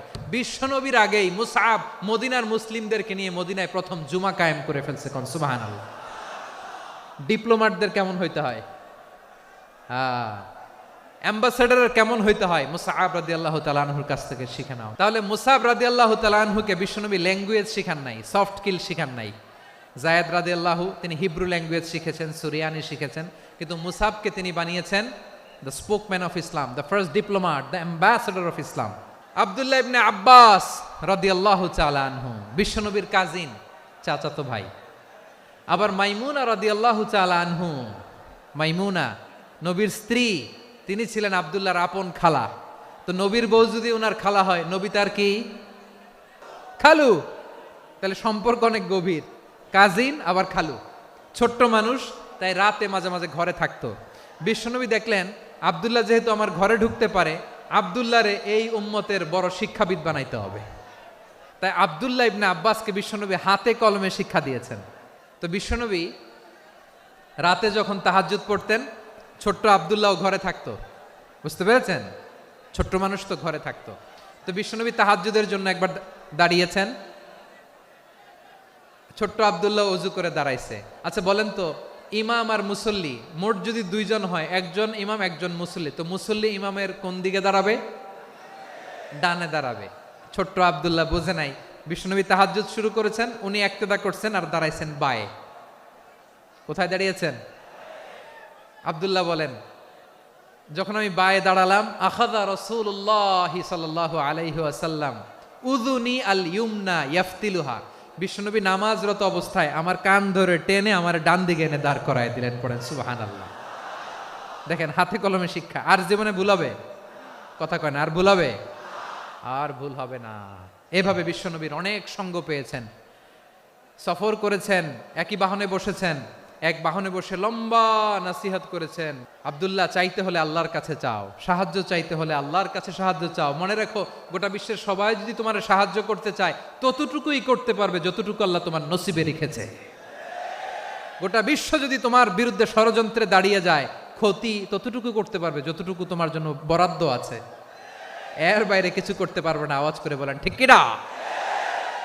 এভাবে হাতে কলমে শিখিয়েছেন, বিশ্বনবীর সঙ্গ পেয়েছেন। উনাকে বিষ্ণু ইসলাম শিক্ষাবিদ, এডুকেটর অফ দিস উম্মাহ হিসেবে সিলেক্ট করেছেন, হাতে কলমে শিখিয়েছেন। বিশ্বনবী একবার প্রকৃতির ডাকে সাড়া দিয়ে এসেছেন। এখন কি করতে হবে? নামাজের জন্য অজু করতে হবে। বিশ্বনবী এসেই দেখেন অজুর বদনায় পানি ভরা, খুশি হয়ে গেলেন, বললেন কে রেখেছে পানি? একজন বলল আব্দুল্লাহ রেখেছে। বিশ্বনবী অত্যন্ত খুশি হলেন, খুশি হয়ে একটা দোয়া করলেন, বললেন আল্লাহুম্মা ফাক্কিহু ফিদ্দীন ওয়া আল্লিমহু তা'ওয়ীল, আল্লাহ তুমি আব্দুল্লাহকে দ্বীনের বুঝ দিও আর কোরআনের তাফসীর শিক্ষা দিও। বিশ্বনবীর এই দোয়া এমন লাগছে, উনি রাইসুল মুফাসসিরিন, এই পৃথিবীতে যত মুফাসসির ছিল, যত মুফাসসির আসবে, সকল মুফাসসিরের সম্রাট হিসেবে স্বীকৃত হয়েছেন। আব্দুল্লাহ ইবনে আব্বাস, বিশ্বনবী ওনারে আজান শিখান নাই, বিশ্বনবী ওনারে ল্যাঙ্গুয়েজ শিখান নাই, বিশ্বনবী ওনারে অ্যাম্বাসেডর বানান নাই, হাতে কলমে শিক্ষা দিয়েছেন। ছোট্ট মানুষ, বিশ্বনবী ইন্তেকাল করলেন, আবু বকরের সময় গেল, ওমরে ফারুকের খেলাফত, তখনও তিনি তরুণ। ওমরে ফারুক রাদিয়াল্লাহু তাআলা আনহু ওনার ক্যাবিনেট মিনিস্ট্রির বৈঠকে এ আব্দুল্লাহ ইবনে আব্বাসকে পাশ দিয়ে বসায় রাখতেন। বয়স্ক সাহাবারা এটা পছন্দ করতো না, তারা বলতো ঘটনা কি, আব্দুল্লাহর মতো ছেলে নাতি আমাদের আছে, এরা কেন রাখে ওমরে ফারুক? ওমরে ফারুক এটা টের পেলেন, তিনি বুঝতে পারলেন যে ক্যাবিনেট মেম্বাররা এটা পছন্দ করে না, ছোট্ট আব্দুল্লাহরা কেন রাখি, কেন যে রাখি এটা একদিন বুঝাবো। একদিন মিটিংয়ে তিনি সবাইকে বললেন, ইদা জাআ নাসরুল্লাহি ওয়াল ফাতহ, এই আয়াত দ্বারা উদ্দেশ্য কি বলেন তো মুরব্বী সাহাবীরা?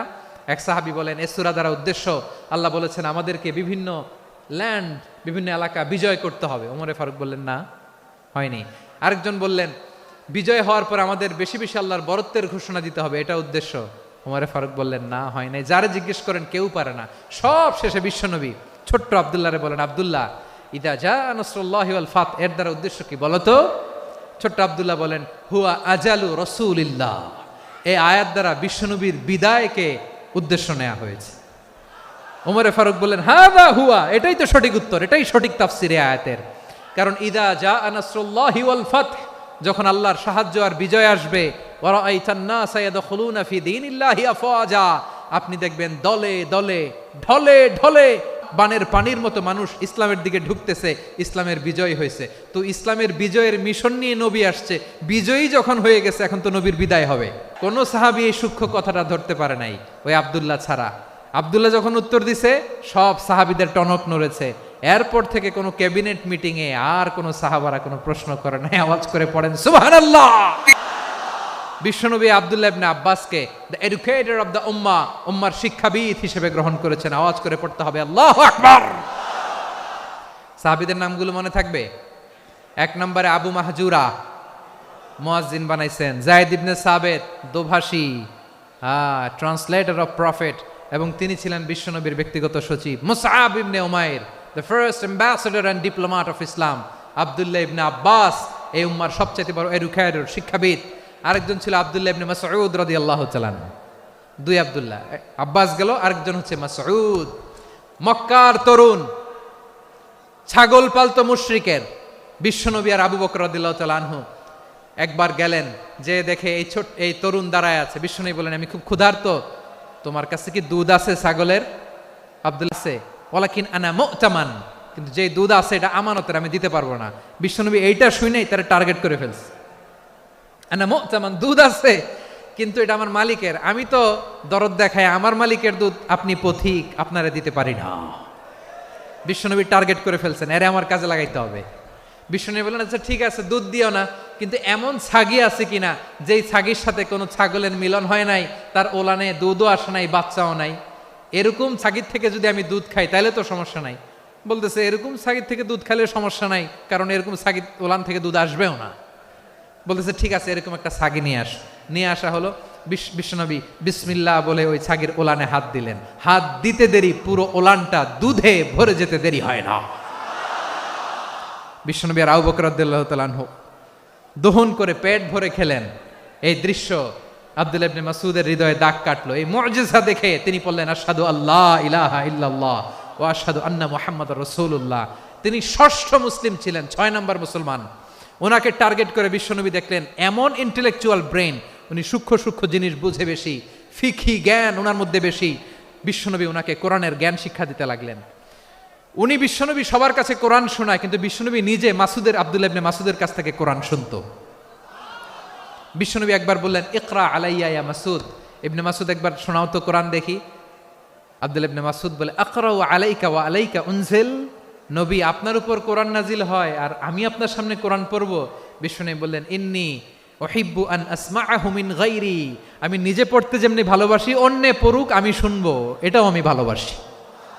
সূরা নিসা তিনি তেলাওয়াত করে শুনিয়েছেন। এমন সূক্ষ্ম সূক্ষ্ম বিষয় বিশ্বনবী উনাকে ধরিয়ে দিয়েছেন। উনি হয়ে গিয়েছেন আব্দুল্লাহ ইবনে আব্বাস, হয়েছেন রাইসুল মুফাসসিরিন, উই হয়ে গিয়েছেন ফাকিহুল উম্মাহ। উনার চাইতে বড় ফকি এই পৃথিবী আর দেখবে না, চিল্লায় বলেন সুবহানাল্লাহ। উনি বলতেন ওয়াল্লাহি ইল্লাযী লা ইলাহা গায়রু মা উনজিলাত সূরাতুন ইল্লা ওয়া আনা আ'লামু আইনা উনজিলাত ওয়া ফীমা উনজিলাত। বিশ্বনবী এমন ভাবে কোরআনের দার্স আমাকে দিয়েছেন, কোরআনে যত সূরা নাজিল হয়েছে, যেখানে নাজিল হোক না কেন আমি জানি এটা কোথায় নাজিল হয়েছে এবং কোন প্রেক্ষাপটে নাজিল হয়েছে। এমন একটা সূরা নাই যে সূরার কোথায় নাজিল হয়েছে আমি মাসুদের জানা নাই, কোন প্রেক্ষাপটে নাজিল হয়েছে আমার জানা নাই। এরকম ঘটবে না, চিল্লায় বলেন আল্লাহু আকবার। এই আব্দুল্লাহ ইবনে মাসউদ রাদিয়াল্লাহু তাআলা আনহু ওমর ফারুকের সময় কুফার চিফ জাস্টিস ছিলেন। কুফা নগরীর চিফ জাস্টিস, চিফ জাস্টিস বোঝেন নাই? বিচারপতি। কি ছিলেন? সবাই বলে নাই, কি ছিলেন? বিচারপতি ছিলেন। এবং ওনার যে ফিকহি জ্ঞানের ধারা, এটাই আলকামা, ইব্রাহিম আন-নাখাই, হাম্মাদ ইবনে সুলাইমান হয়ে ইমাম আবু হানিফা পর্যন্ত পৌঁছেছে। এবং ওনার ফিকহি জ্ঞানের ধারাই হানাফি মাযহাবে অ্যাকসেপ্ট হয়েছে। আজও এগুলো হানাফি মাযহাবে চর্চিত হয়। হানাফি মাযহাবের সব ফিক আব্দুল্লাহ ইবনে মাসউদের ফিকহি জ্ঞানের ধারা থেকে নেওয়া হয়েছে, চিল্লায় পড়েন সুবহানাল্লাহ। তাহলে উনাকে বিশ্বনবী বানিয়েছেন জুরিস্ট, আইনবিদ, ফাকিহ। উনারে আজান শিখান নাই। হিউম্যান রিসোর্স ডেভেলপমেন্ট কিভাবে করবেন, মানব সম্পদের উন্নয়ন কিভাবে করতে হয়, কিভাবে যার যেখানে প্রতিভা কাজে লাগাতে হয় উনি দেখিয়েছেন। সুবহানাল্লাহ পড়বেন না? খালিদ বিন ওয়ালিদ কি ছিলেন? বীর যোদ্ধা। কিন্তু তিনি ইসলাম ধর্ম গ্রহণ করেছেন অনেক দেরিতে, 8ম হিজরিতে। তার মানে 8ম হিজরির আগে উনি মুশরিকদের পক্ষে লড়াই করেছেন। ওনার হাতে কত মুসলিম সাহাবী যে নিহত হয়েছে হিসাব নাই। বিশ্বনবী টার্গেট করে রাখছে, তুমি আমাদের মুসলিমদের এত ক্ষতি করলা, তুমি যখন মুসলমান হবা তোমারে দিয়ে আমি এমন কাম করামু যে এটা আর কেউ করতে পারবে না। খালিদ বিন ওয়ালিদ রাদিয়াল্লাহু তাআলা আনহু 8ম হিজরিতে মুসলিম হয়েছেন, মক্কা বিজয়ের আগে। তো মক্কা বিজয়ের আগে যখন মুসলিম হয়েছেন, এর আগে কি করছেন? কাফিরদের সাথে যুদ্ধ করেছেন। উনি উহুদের যুদ্ধে মুসলমানদের যে পরাজয় ভাব, কঠিন পরিস্থিতির মুখোমুখি উনার কারণে পেছন থেকে এমন আতর্কিত আক্রমণ করেছেন, মুসলমানদেরকে কচুকাটা করেছেন। 8ম হিজরিতে আল্লাহ তাআলা হেদায়েতের নূর দিয়ে ওনার হৃদয়টাকে উজালা করে দিলেন। লা ইলাহা এটা এমন বাণী যার হৃদয়ে একবার টাচ খাবে, এইটা থেকে সে আর পালিয়ে বেড়াতে পারে। ঝিনুকের ভেতর লুকিয়ে থাকে যেমন মতি, ঝিনুকের ভেতর লুকিয়ে থাকে যেমন মতি, কলমা শাহাদাতে আছে আল্লাহর জ্যোতি, কলমা শাহাদাতে আছে আল্লাহর জ্যোতি। ঠিক কিনা বলেন?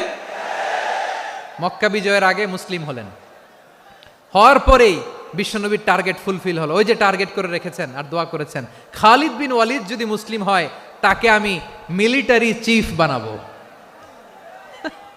ওনাকে আজান শিখান নাই, ওনারে কান ধইরা নামাজের এই মাথা থেকে ওই মাথা আনান নাই, ফিকহি কোরআনের সূক্ষ্ম তাফসীর ওনারে শিখান নাই, অ্যাম্বাসেডর বানান নাই। বিষ্ণু ইসলাম উনাকে সামরিক অভিযানে প্রেরণ করেছেন। সামরিক অভিযানে তিনি প্রেরণ করেছেন। উনার জীবদ্দশায় উনার নেতৃত্বে যতগুলো যুদ্ধ হয়েছে একটা যুদ্ধেও তিনি পরাজয় বরণ করেন নাই। ওমরে ফারুকের সময়কালে তিনি চিফ অফ মুসলিম মিলিটারি মানে মুসলিম সেনাপতি হয়েছেন। তাহলে কিভাবে হিউম্যান রিসোর্স ব্যবহার করতে হয় গোটা বিশ্ব আমার নবীর কাছ থেকে শিখে নাও।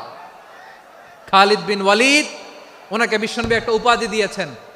উপাধিটা হচ্ছে সাইফুল্লাহিল মাসলুল, আল্লাহর নাঙ্গা তরবারি, আল্লাহর খোলা তরবারি, দ্য ওপেন সোর্ড অফ আল্লাহ। খালিদ বিন ওয়ালিদ মুসলিম সেনাপতি। হাসান বিন সাবেত রাসূলের সভা কবি, কালচারাল হিজিমনিকে ডিফিট করার জন্য। উনি ভালো অস্ত্র চালানো জানতেন না, ওই কাজে উনি যেতেন না। ওনার ছিল কাব্য প্রতিভা। কাফিররা কবিতা দিয়ে নবীকে গালি দিত, বিশ্বনবী বলতেন, ইয়া হাসান আজিব আন রাসূলিল্লাহ, তুমি নবীর হয়ে কাফেরদের এই কথাগুলোর জবাব দাও। বিশ্বনবীর একটা মিম্বার ছিল, বিশ্বনবীর মিম্বারের পাশাপাশি মসজিদে নববীতে এই হাসান বিন সাবেতের জন্য বিশ্বনবী একটা স্পেশাল মিম্বার বানিয়ে দিয়েছেন। এখান থেকে তুমি জবাব দাও। এবং বিশ্বনবী বলেছেন, আল্লাহুম্মা আইয়িদহু বিরূহিল কুদুস। আল্লাহ, হাসান আমার পক্ষে জবাব দেয়, তুমি জিব্রাইল মারফত তাকে সাহায্য পাঠাইয়া দিও। রাসূল সাল্লাল্লাহু আলাইহি ইসলামের সভা কবি, the poet of the prophet, নবীর কবি। উনি কবিতা দিয়ে এমন উচ্চাঙ্গের ভাষায় কবিতা দিয়ে তিনি জবাব দিতেন, কাফিরদের গা শিহরে যেত, তাদের হৃদয়ে আগুন ধরে যেত। তাহলে এরকম কবিরও দরকার আছে না নাই? এখন যাকে আল্লাহ দিছে কাব্য প্রতিভা, এরা যদি আপনি যুদ্ধের ময়দানে পাঠান হবে? যারে দিছে সুরেলা গলা, এরা যদি অ্যাম্বাসেডর বানান হবে না। হাসান বিন সাবেত ছিলেন বিষ্ণু ইসলামের কবি। হুযায়ফা ইবনুল ইয়ামান বিশ্বনবীর গোয়েন্দা বিভাগের প্রধান। কিসের প্রধান? হুযায়ফা ইবনুল ইয়ামান। ওনার ছিল ডিটেকটিভ মাইন্ড, ডিটেকটিভ মাইন্ড, গোয়েন্দা বিভাগের প্রধান। এবং উনি হচ্ছেন সাহিবু সিররি রাসূলিল্লাহ, রাসূল সাল্লাল্লাহু আলাইহি ওয়াসাল্লামের গোপন তথ্যের ধারক বাহক। নবীর যেই কথা কেউ জানে না, সব হুযায়ফার পেটের ভিতরে ছিল। সুবহানাল্লাহ পড়েন। মদিনার যত ইহুদিদের একটা লিস্ট ছিল, এই লিস্ট শুধু দুইজন জানতো, বিশ্বনবী আর হুযায়ফা। গোয়েন্দা বিভাগের হেড ছিল। খন্দকের যুদ্ধে প্রচন্ড আজকের মতো শৈত্য প্রবাহ, মাটি খনন করতে করতে সাহাবীদের পেটে ক্ষুধা নাই, দাঁড়াইতে পারে না নামাজের জন্য, এত ক্লান্ত, ক্ষুধা, ক্লান্ত, শ্রান্ত। বিশ্বনবী বললেন, কে আছো? এই কঠিন শীত, এই ভয় আর ক্ষুধার মধ্যেও খন্দকের পরীক্ষার টপকে শত্রু শিবিরে যে আমাকে তথ্য দিবা, কে আছো? কারো গায়ে শক্তিই নাই যে দাঁড়াবে, কেউ দাঁড়ায় না। বিশ্বনবী তখন নিজে হুযায়ফাকে ডাক দিলেন, হুযায়ফা, যে আমাকে আজকে শত্রু শিবিরের তথ্য এনে দিবে, সে জান্নাতে আমার মোরাফাকা, আমার সঙ্গী হবে। হুযায়ফা রাদিয়াল্লাহু ইবনুল ইয়ামান জীবনের ঝুঁকি নিয়ে এই ক্ষুধা, শৈত্য প্রবাহ, কোল্ড ওয়েভসকে উপেক্ষা করে পরীক্ষা টপকে শত্রু শিবিরে যে সবার কথাগুলো চুপে চুপে শুনে বিশ্বনবীর দরবারে এসে গোয়েন্দাদের মতো তথ্য সরবরাহ করেছে। বিশ্বনবীর গোয়েন্দা বিভাগের প্রধান হুযায়ফা ইবনুল ইয়ামান ইন্টেলিজেন্স বিভাগ চালাতেন। মুনাফিকদের নাম ওনার কাছে ছিল। মুআয ইবনে জাবাল মদিনা রাষ্ট্রের সবচেয়ে সিনিয়র আমলা ছিলেন।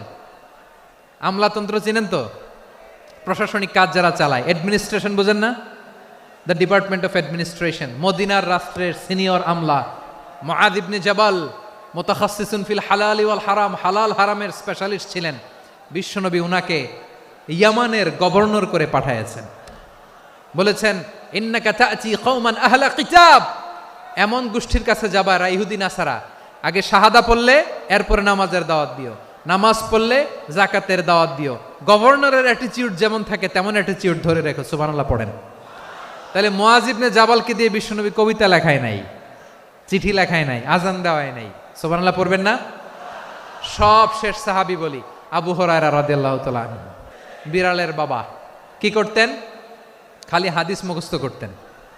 উনি বলতেন, আলজামু রাসূলুল্লাহ আলা মিল ইবাতনি, আমার শুধু পেটের ক্ষুধার বন্দোবস্ত হইলে আমি নবীর সঙ্গ ছাড়তাম না। আমার আনসার সাহাবারা ক্ষেত খামারের কাজ করত, আমার মুহাজির সাহাবারা ব্যবসা করত, আর আমি নবীর সাথে সাথে থাকতাম। শুধু সকাল বিকাল 2 বেলা যদি আমার খাবারের বন্দোবস্ত হয়, আমি আর নবীর লক ছাড়ি না। সুবহানাল্লাহ কইবেন না? 5374টা হাদিস তিনি বর্ণনা করেছেন। সবচেয়ে বেশি হাদিস বর্ণনাকারী সাহাবী। হাদিস প্রিজার্ভেশনের কাজে বিশ্বনবী ওনাকে কাজে লাগিয়েছেন। উনি একদিন বলেন, ইয়া রাসূলুল্লাহ আসমাউ মিনকা কাসীরান ফালা আহফাজু। নবী, অনেক কথা শুনি, আমার মনে থাকে না। বিষ্ণু বললেন, তাই?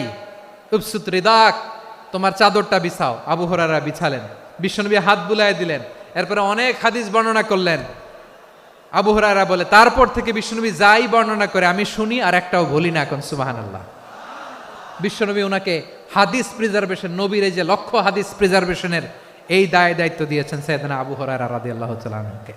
প্রিয় ভাইরা, তাহলে 10 জন সাহাবীর কথা যে বললাম, আপনারা কি খেয়াল করেছেন কত বড় ট্যালেন্ট হান্টার, চৌকস ট্যালেন্ট হান্টার ছিল আমার নবী। এক একজনের এক এক ট্যালেন্ট এক এক কাজে অ্যাসাইন করেছেন, এক একজনকে এক এক দায়িত্ব দিয়েছেন, এক একজনের প্রতিভাকে এক একভাবে বিকশিত হওয়ার সুযোগ দিয়েছেন। আওয়াজ করে বলেন ঠিক কি না? এখন আমার পর্দার আড়ালে আমার মায়েরা বলবে, এতগুলো পুরুষ সাহাবীর কথা বললো, নারী সাহাবীরা কি কিছু করে নাই? হ্যাঁ, একজন নারী সাহাবীর কথা বলে মোনাজাত হবে, দোয়া ছাড়া কেউ যাব না। রুফাইদা আল আসলামিয়া রাদিয়াল্লাহু তাআলা আনহা, ওনার বাবার নাম সাআদ আল আসলামি। বিশ্বনবী কি খেয়াল করলেন দেখেন, সাআদ ছিল মদিনার বড় ডাক্তার। এই নারী সাহাবী রুফাইদা বাবার কাছ থেকে চিকিৎসা বিদ্যা শিখেছেন। যখন শিখছে, বিশ্বনবী দেখলেন আমার তো প্রতি সপ্তাহে সপ্তাহে যুদ্ধে আহত সাহাবীদের সেবা দিবে কে? বিশ্বনবী রুফাইদাকে বললেন, রুফাইদা তুমি মসজিদে নববীর পাশে একটা মেডিকেল ক্যাম্প করো। এই যে সাকিনা আদ্দিন মেডিকেলের আমার ছাত্রী বন্ধুরা, শুনে রাখো, তোমাদের আইকন হচ্ছে এই রুফাইদা আল আসলামিয়া। বিশ্বনবীর ডিরেকশন অনুযায়ী তিনি মসজিদে নববীর পাশে একটা মেডিকেল ক্যাম্প করলেন এবং আহত সাহাবাদের চিকিৎসা উনি ওনার টিম নিয়ে দিতেন। বিশ্বনবীর পরামর্শে উনি আনসারি এবং মুহাজির মহিলা সাহাবীদেরকে নিয়ে একটা স্পেশাল মেডিকেল টিম গঠন করলেন। খায়বার যুদ্ধে 7ম হিজরিতে যখন বিশ্বনবী যায়, উনি ওনার টিম নিয়ে আসলেন, বললেন, ইয়া রাসূলুল্লাহ, আমরা তো তলোয়ার চালাতে পারি না, আমরা তো তীর মারতে পারি না, আপনি যদি অনুমতি দেন খায়বার অভিযানে আমি আমার টিম নিয়ে মেডিকেল টিমের সেবাটা সার্ভিসটা দিতে চাই। পড়েন সুবহানাল্লাহ। বিশ্বনবী অনুমতি দিলেন, যোদ্ধা সাহাবীদের সাথে রুফাইদা আল আসলামিয়া উনিও মেডিকেল টিম নিয়ে অগ্রসর হলেন। খায়বারের প্রতিটা আহত ইনজুর্ড সাহাবী যারা ইনজুরির শিকার হয়েছেন, সবাই রুফাইদা আল আসলামিয়ার এই মেডিকেল ক্যাম্প থেকে চিকিৎসা সহায়তা পেয়েছেন। সুবহানাল্লাহ পড়েন। দেখেন কিভাবে বিশ্বনবী ট্যালেন্ট বাছাই করতেন। আপনি অবাক হবেন, বাহরাইনের মেডিকেল ইউনিভার্সিটিতে রুফাইদা আল আসলামিয়া মেডিকেল প্রাইজ অ্যাওয়ার্ড প্রতি বছর দেয়া হয়। যদি 8 দিনের এই মেডিকেল, আমার বোনেরা যদি জেনে থাকো জানো, না হলে নতুন করে জানো, সার্চ দিও, রুফাইদা আল আসলামিয়া মেডিকেল অ্যাওয়ার্ড বাহরাইনের ইউনিভার্সিটিতে দেয়া হয়। প্রিয় ভাইয়েরা, তাহলে আলোচনার সামারি আমরা করি। বিশ্বনবী যেভাবে হিউম্যান রিসোর্সকে ম্যানেজ করেছেন, যার যেখানে প্রতিভা কাজে লাগিয়েছেন, আমরাও যদি করি আমাদের বাংলাদেশের চিত্র আমরা পাল্টে যেতে পারবো। আমরা শুরুতে শুনেছি মানুষের আছে অসীম সম্ভাবনা, প্রতিটা মানুষ অনন্য, যত্ন নিলে, যথাযথ পরিচর্যা করলে মানুষ বিশ্ব জয় করতে পারে, ঠিক কিনা? আমাদের হাফেজে কোরআনের সামনে দাঁড়াতে পারে এমন কোন হাফেজে কোরআন আল্লাহর জমিনে জন্ম হয় নাই। গোটা বিশ্ব কাঁপিয়ে তারা সেরা, আমাদের ক্রিকেটাররা সেরা, আমাদের তৈরি পোশাক শিল্প সেরা। এরকম অনেক অনেক সেরা জিনিস আছে, আমরা এগুলোর নার্চারিং করতে পারি নাই, পরিচর্যা করতে পারি নাই, সঠিক তারবিয়াতের অভাব। তাহলে মানুষের অসীম সম্ভাবনাকে কাজে লাগাতে হবে, ঠিক কিনা বলেন? ইউনুস গভর্নমেন্টকে আমি বলবো, অল্প সময়ের জন্য আপনারা এসেছেন, সংস্কারও করতে হবে, আবার নির্বাচনও করতে হবে। সব সংস্কার হতে করতে পারবেন না, যতটুকু পারবেন এর মধ্যে আমাদের যে হিউজ ম্যান পাওয়ার, আমাদের যে মানব সম্পদ, হিউম্যান রিসোর্স, এটাকে ডেভেলপ করে আপনাদের যেতে হবে। যেটা পারবেন না সেটাকে পরবর্তী নির্বাচিত গভর্নমেন্টের কাছে রেখে যেতে হবে, যে তারা যেন করে, তাদের কাছে আপনারা এটা রেখে যাবেন। তাহলে মানুষ চাইলে বিশ্ব জয় করতে পারে, আর মানুষকে হারাতে পারে কেউ? আল্লাহ আমাদেরকে জনসংখ্যা দিয়েছেন প্রিয় ভাইয়েরা, এই জনসংখ্যা অনেক বড় সম্পদ, এটা আমাদের জন্য অভিশাপ নয়, আশীর্বাদ। আমাদের জনসংখ্যাকে যদি আমরা জনশক্তিতে রূপান্তর করতে পারি, আজকে বাংলাদেশ যে অবস্থানে দাঁড়িয়ে আছে, বাংলাদেশ তার 20 গুণ উন্নতির শিখরে চলে যাবে। চিল্লায় বলো ঠিক কিনা? আমাদের শ্রমিক ভাইয়েরা বাইরে কাজ করে, আমাদের শ্রমজীবী ভাইয়েরা, প্রবাসীরা, তাদের ব্যাপারে গুরুত্ব দিতে হবে। আমাদের শ্রমের দাম সবচেয়ে কম, সবচেয়ে কম। তারা এম্বাসিতে গুরুত্ব পায় না, এয়ারপোর্টে গুরুত্ব পায় না। এই সরকার অবশ্য তাদেরকে অনেক গুরুত্ব দিচ্ছে। আমাদের অদক্ষ শ্রমিককে যখন আমরা দুবাই পাঠাই, অল্প বেতন পায়, কিন্তু ইন্ডিয়ানরা দক্ষ শ্রমিক পাঠাইলে তার 3 গুণ বেতন পায়। আমরা আমাদের শ্রমিকদেরকে অদক্ষভাবে আর পাঠাতে চাই না, দক্ষ শ্রমিক পাঠিয়ে আমরা রেমিটেন্সের বন্যা বইয়ে দেব। তাদেরকে সবচেয়ে গুরুত্ব দিতে হবে। আমরা পেয়েছি ফ্রিডম ফাইটার, মুক্তিযোদ্ধা, আর আমার প্রবাসী ভাইরা হচ্ছে রেমিটেন্স ফাইটার। জোরে বলো ঠিক কিনা? তাহলে আমাদের এই জনশক্তিকে জনসম্পদে ট্রান্সফর্ম করতে হবে। সরকার জনগণকে এভাবে পলিশ করতে হবে। মা বাবারা ছেলে মেয়েদের মধ্যে কার কোন যোগ্যতা তাকে ওইভাবে কাজে লাগাতে হবে। সবার এ প্লাস পাওয়ার কোনো দরকার নাই। আমাদের দেশে একটা টেন্ডেন্সি আছে, পরীক্ষায় এ প্লাস না পাইলে কই তুই কি করলি, পাশের বাড়ির ছেলে এ প্লাস পাইছে, যা ওর পা ধোয়া পানি খা। খাওয়া নাই, এগুলার খাওয়া নাই। ওরে আল্লাহ এ প্লাস পাওয়ার জন্য বানাইছে, আর আপনার ছেলেকে এই এ প্লাস গুলারে নিয়ন্ত্রণ করার জন্য আল্লাহ বানাইছে। ওকে দিয়ে আল্লাহ কি করবে আপনি জানেনই না। একটা এ প্লাস, একটা এ গ্রেড একটা মানুষের জীবনকে ঠিক করে দিতে পারে না। আপনার ছেলেকে আল্লাহ অন্যদিকে যোগ্যতা দিয়েছে, ওদের মনোবল ভাঙবেন না, খবরদার। যাকে দিয়ে যেটা হবে তাকে দিয়ে সেটা করতে হবে, তার প্রতিভাকে সেভাবে কাজে লাগাতে হবে। তাহলে আমাদের এই জনসংখ্যা জনসম্পদে রূপান্তরিত হবে। আমাদের সরকারের তত্ত্বাবধানে আমাদের 18 কোটি জনগণ দক্ষ জনশক্তিতে রূপান্তরিত হোক। আমরা চাই কি চাই না? আমরা ভালো মানুষ, শ্রেষ্ঠ মানুষ হতে চাই কি চাই না? ওই জাপানিজদের মতো সৎ, ওই ইউরোপিয়ানদের মতো কালচার্ড। আমাদেরকে আল্লাহ তাআলা কোরআন সুন্নাহ অনেক কিছু দিয়েছেন। যেহেতু বর্তমানে আমরা দেখছি তারা সৎ, তাদের মধ্যে ভ্যালিউ আছে, সেগুলো আমাদের মধ্যে আনার দরকার আছে না নাই? আর ইসলাম দিয়ে আমাদের জীবনকে সাজাতে হবে, ইসলাম দিয়ে আমার পরিবারকে সাজাতে হবে। ইসলাম থেকে, কোরআন থেকে প্রেসক্রিপশন না নিলে জীবন সুন্দর হবে না। কোরআন থেকে প্রেসক্রিপশন না নিলে সমাজ সুন্দর হবে না। কোরআনের প্রেসক্রিপশন না মানলে রাষ্ট্র সুন্দর হবে না। কোরআনের প্রেসক্রিপশন অ্যাপ্লাই না করলে শুধু দুর্নীতি দমন কমিশন দিয়ে দুর্নীতি বন্ধ করা যাবে না। এজন্য কোরআনের আইন আমরা চাই কি চাই না? প্রিয় ভাইয়েরা, হিউম্যান রিসোর্স ডেভেলপমেন্ট, মানব সম্পদের উন্নয়ন, আমাদের সরকার যেন এদিকে নজর দেয়। আমরা যেন এই ব্যাপারে যত্নবান হয়ে উঠি। যাকে আল্লাহ যে যোগ্যতা দিয়েছে, এই যোগ্যতা দিয়ে আমরা যেন ইসলামের জন্য, দেশের জন্য কাজ করি। আমরা যেন আমাদের স্কিল ডেভেলপ করি, আমাদের পটেনশিয়ালকে ডেভেলপ করি। মোরালিটি, ভ্যালিউজ নিয়ে শায়েখ আহমদুল্লাহ আলোচনা করেছেন, এগুলো দিয়ে যেন আমরা আমাদেরকে সাজাই। আল্লাহ তাআলা আমাদের দেশকে তুমি নিরাপদ করো, আমরা পড়ি আমিন। আল্লাহ আমার 18 কোটি জনগণকে তুমি জনশক্তিতে রূপান্তরিত করো, আমিন। আল্লাহ আমরা হাতে হাত রেখে, কাঁধে কাঁধ মিলিয়ে, ভাইয়ে ভাইয়ে যেন এই দেশকে গড়তে পারি, আল্লাহ তুমি তৌফিক দান করো, আমরা পড়ি আমিন। আসুন আমরা আমাদের জনসংখ্যাকে জনসম্পদে ট্রান্সফর্ম করি। আমাদের জনসংখ্যাকে আমরা যেন জনশক্তিতে রূপান্তরিত করি।